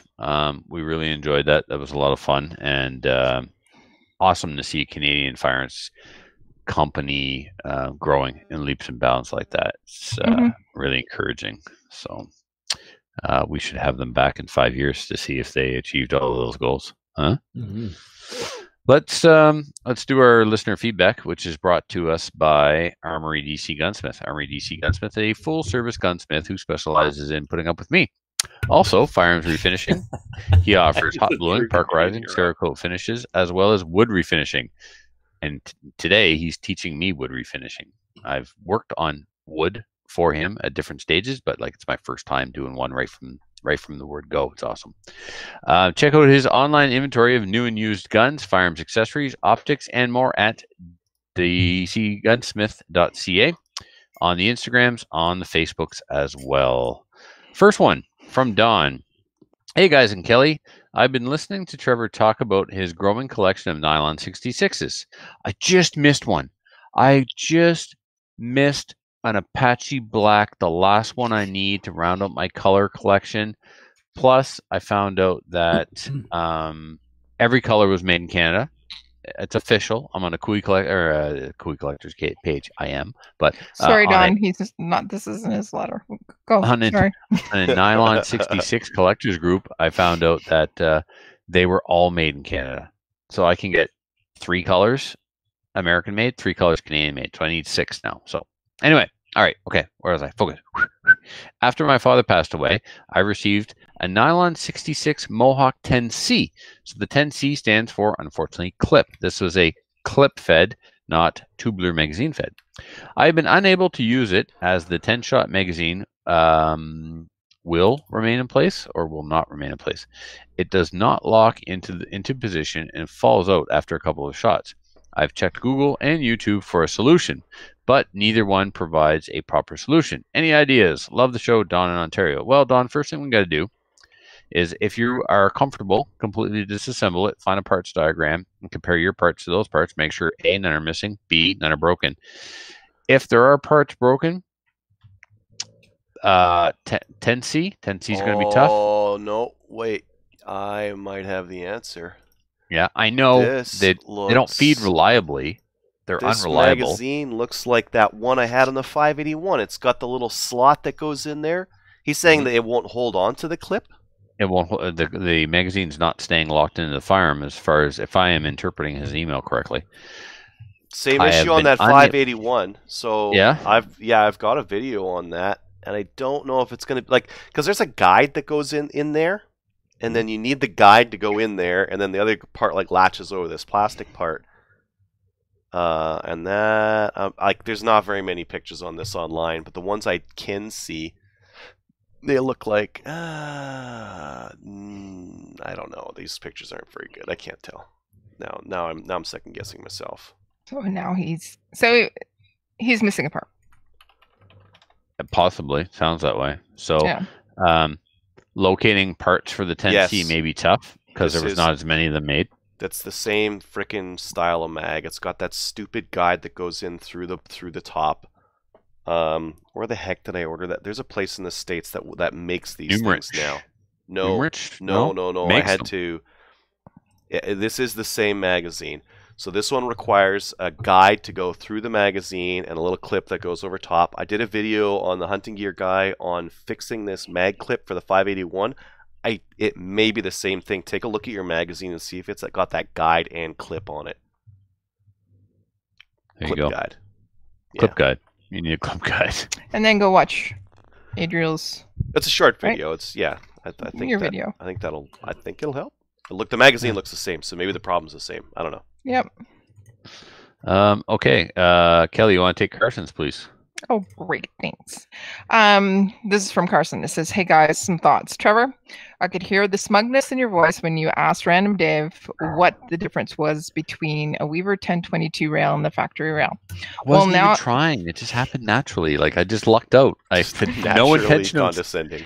Naturally condescending. Yeah, I had no intention of sounding smug whatsoever. It was a genuine, sincere inquiry.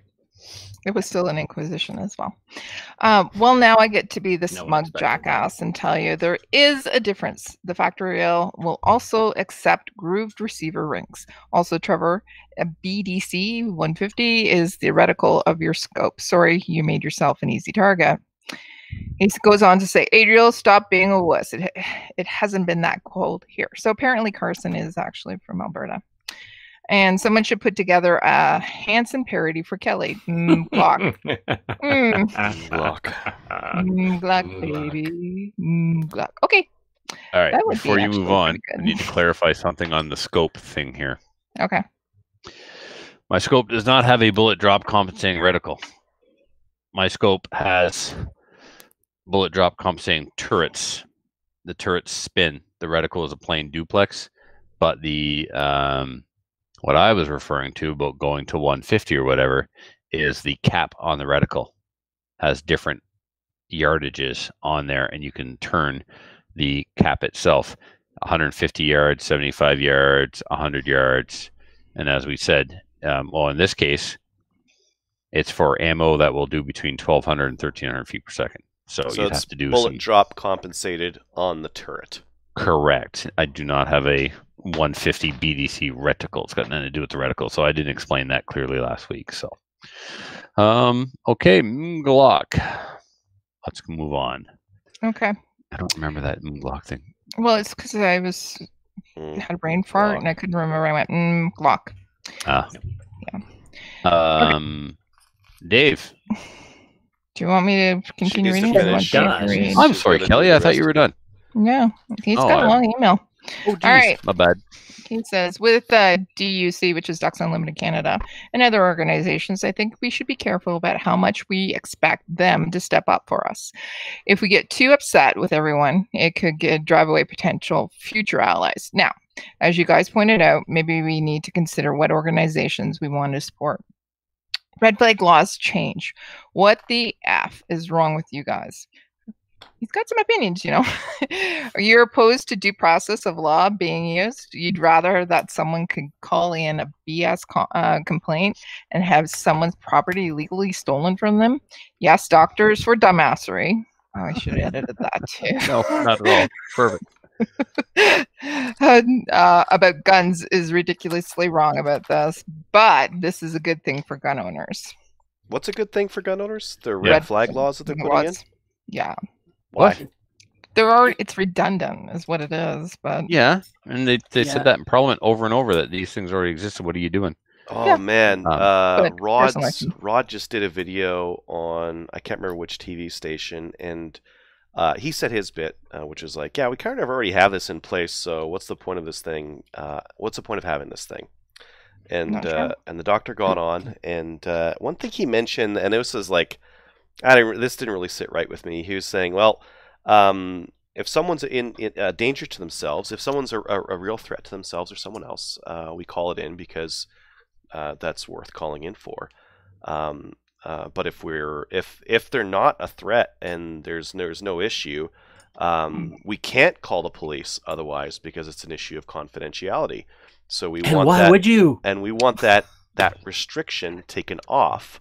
Mm-hmm. But the thing is like, okay, fantastic. Wait, who's the only people that get hit by this? Oh, it's only legal gun owners. Oh, that's Legal gun weird. owners, Yeah. So the So only the doctor- people that they're going to break their confidentiality for is legal gun owners, and they're going to do mandatory reporting with this. It does. Right. It's not a good piece of legislation. right, and it's not targeting guns that are being used illegally. It's targeting. Well, the potential what was they're they're looking- saying what for they're was looking suicide, for but suicides, basically. but I'm sure. but if that's the whole point cops- of in like there's In a our- real threat Yeah. that they're going to do something. Okay, well you can call the cops. They'll do something about that right now. Yeah, call 911. Exactly. Hmm Mm-hmm. And if it's not a real if you threat, say that somebody is going off the rails and they have guns, cops will show up at the door. Believe me. yeah, Oh, yeah. yeah, it just I would Well, and hope if they're so. not a threat, why would you be calling the cops to say, "Hey, this guy's got a bunch of guns, but he's okay. He's just target shooting. Everything's cool." yeah, Right. and Okay. why do cops need to have that ability to like randomly see someone's firearms just because they think, oh, maybe something will happen eventually? Not right now. They don't seem to be in an imminent danger or anything like that, but eventually maybe. No. Yeah. Not Okay, a perfect it- system. No, No. it's not. He wraps it up by saying solvent traps. I don't know where this is coming from, but okay. My friend showed me how to use a vitamin water bottle. Easy enough. Cut a hole in the lid to fit tight over your muzzle. Please don't make me explain more. I don't know what the hell he's talking about. I Homemade talked about having a explosives. threaded barrel on one of my guns recently, Oh. and one of the boys here asked if I was using a solvent trap. So when you're spraying solvent into your barrel in your yeah. workshop and you don't want the solvent to run onto the floor, you screw a solvent trap onto the muzzle, and then it Right, and then traps it the doesn't. solvent. Yeah. Okay. That's All one right. you So bought that's from where that's Wish. coming from. Thanks, Carson. And Yeah. he says basically try to stay out of trouble, guys. Okay. Try. Very good. We'll try. Try. But I make no promises. None are implied. Dave. Hi, Slamfire Radio. Just wanted to say that we are honored to announce Crumlin Sports Association and East Elgin Sportsmen's Association has donated $2,000 each to the Sure they did. CCFR, and hope that we can inspire other ranges and clubs to donate to the CCFR. Well done. Their mission is to help battle the current government's attack on law-abiding firearms owners and needs an economic boost. Please speak to your board members about getting into action and donating to keep our clubs and ranges thriving. Thanks, Slamfire, for all you do. Sincerely, Crumlin and East Elgin Sportsmen's Association. Well done. That's awesome. Good job, guys. Woo-hoo. Neat. Good stuff. Next one comes to us. It's addressed, Dear Captain Cooey. My, who could he be pointing this to, I wonder? I have in my possession a Cooey Mohawk. I bought it as at a farm auction sale in the late 90s for $15. Oh. Now The it's receipt worth said 25. the receipt said crowbar, and they didn't ask for my FAC because, well, that's a crowbar, sir. Wink, wink, nudge, nudge. I don't know much about it, but it's dead nuts accurate and longer than my other Cooeys. As the undisputed worldwide expert on all things Cooey, could you enlighten me on this particular rifle? The Mohawk is kind of a nickname given to the Cooey 75. The Cooey 75 is like a Cooey 82, only it has a shortened stock. So it's more like 75 length barrel, 39 action. The stock is more like a 39 than it is a 75. A 75 is a shortened version of the 82. It's got that belly swell.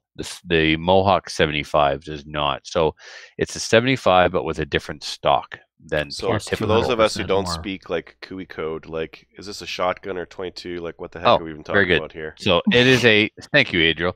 This is a single shot. Well, he knows, but you're right. For everybody else, it's a single shot Cooey 22 rifle. The action is the Cooey 75, and the barrel length is long like the Cooey 75. It was kind of like a poor man's target rifle, basically. And that's Cool. also why it's really accurate. So, yeah. Yep. Good deal. How did it get the name Mohawk? Was that just a cultural appropriation thing, or was it actually something special? Hey, hey. Not really, Dave. It's not like it even pertains to anything related to the like, short answer, Dave, I don't know. But I can tell you it's not because of like, yeah, why is the Nylon 66 brown one called the Mohawk brown or the Apache black? And then we've got Seneca green. I don't know. Those are all, I mean, Seneca is a shade of green, isn't it? Seneca don't is know. actually, no, Seneca is, it's part of the Six Nations. Oh, it is. So they're all First Nations related They're- terms then, yeah. the Nylon 66s. Right. But what's up with the Cooey Mohawk? No idea. But basically, it's a Cooey 75. Single shot, long barrel. Cool. Okay. Okay. Where's that put us? We got one more? One more. Up for grabs. Who wants it? I'll take it. Hi All right. guys, I was just catching up on a couple of episodes I missed on Gunstreamer. Oh, we're on Gunstreamer? This guy even sees us on there? I noticed better. on your recording an ad for TaylorFreelance.com is overlaid on the feed. Are they a supporter of your show or someone piggybacking on your popularity? I don't know. Sounds Ooh. like some ad that's on there, I guess. They just got free advertising as well. Maybe it's not even free. What So we like, should wait. contact them to become a sponsor. Do we get ad revenue on Gunstreamer? Maybe. We will now. Where do I? Look, Where do when I you make go as on much this money thing? as we do, you can't possibly keep track of all the revenue income streams.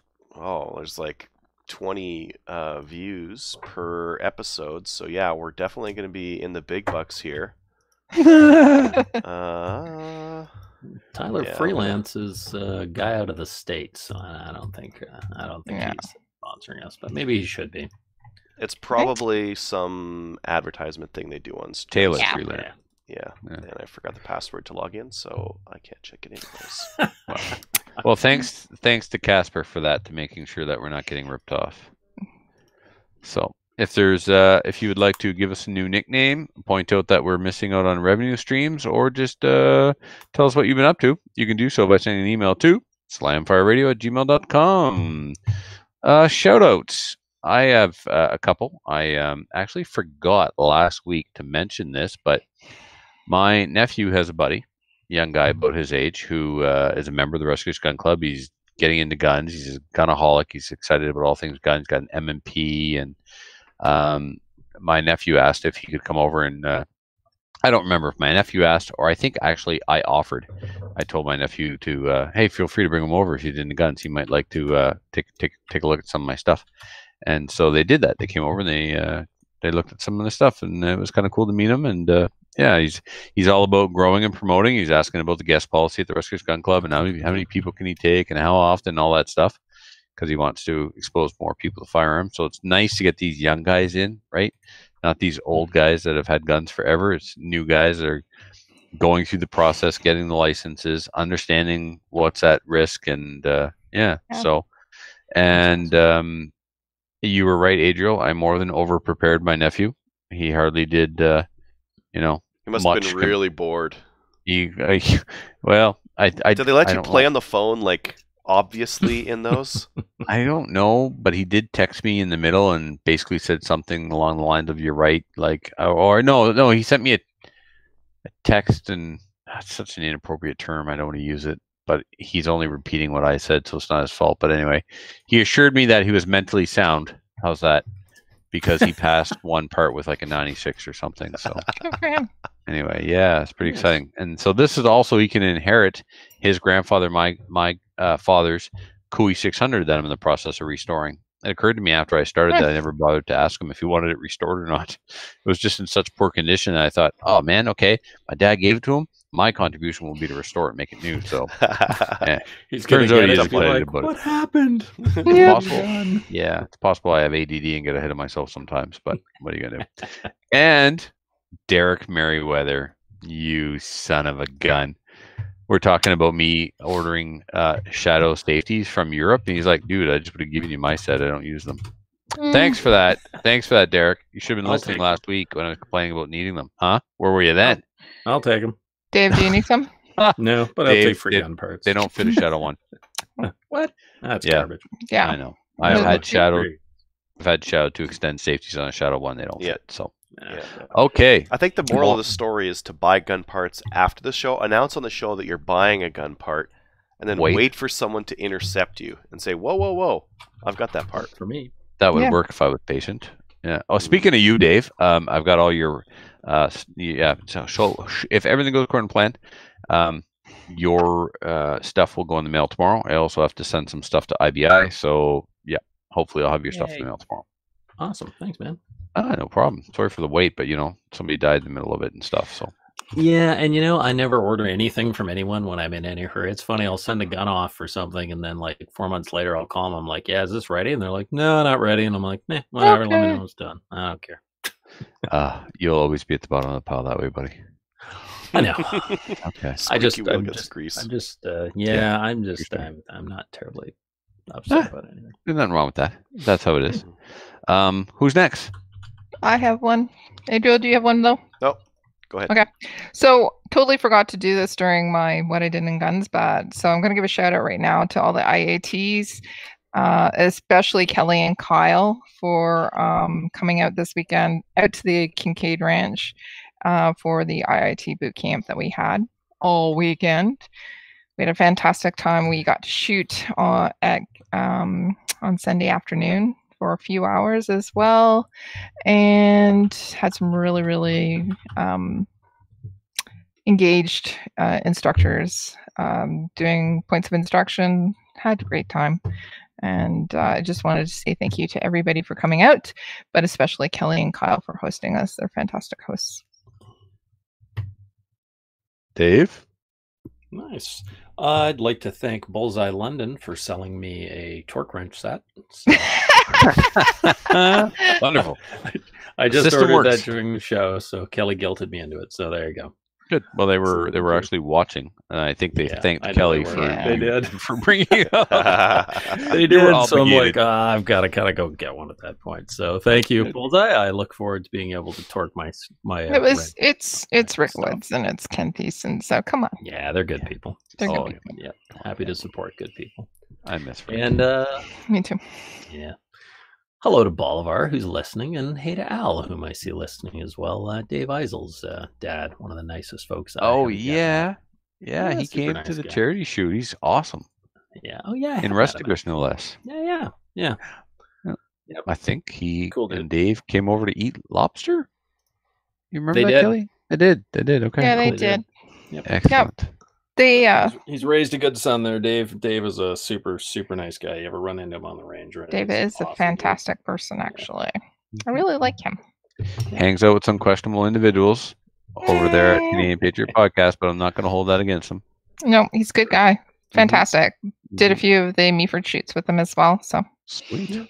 yeah, Cool. good guy. Runs the ORA Precision Rifle program these days Right. as well. He's doing a pretty decent job there. What surprise. Good guy. Cool. I'm done. All right. You know who else are good guys? Our Patreonies. Mm-hmm. You Yeah. could be a Patreonie and therefore a good guy or girl. We don't discriminate. If you'd like to become a Patreon supporter, get some swag, some extra content, and whatever else we come up with for you because you are worthy of extra stuff for your support. You can get on the Patreon bandwagon by heading over to www.patreon.com/Slamfire Radio. You can donate as little as $1 or as much as 50 BMG and every caliber in between.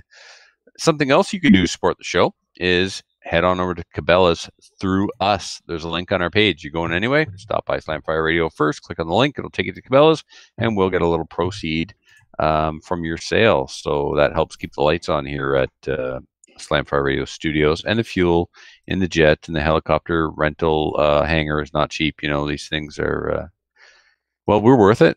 And, but We have to all have separate helicopters now. It's in the rider. I'm It really not is. flying an helicopter with you people. If we have a crash, we're done. That's the end of the It's like show. the royal family. We can't all be in the same helicopter. It's just not smart. No. So, while you're heading after you're done at Patreon, head on over to the CCFR and sign up there for a membership and some insurance and all that good stuff because they are leading the fight. Other people are contributing and working for you as well, but I believe CCFR is leading the way and doing a fantastic job.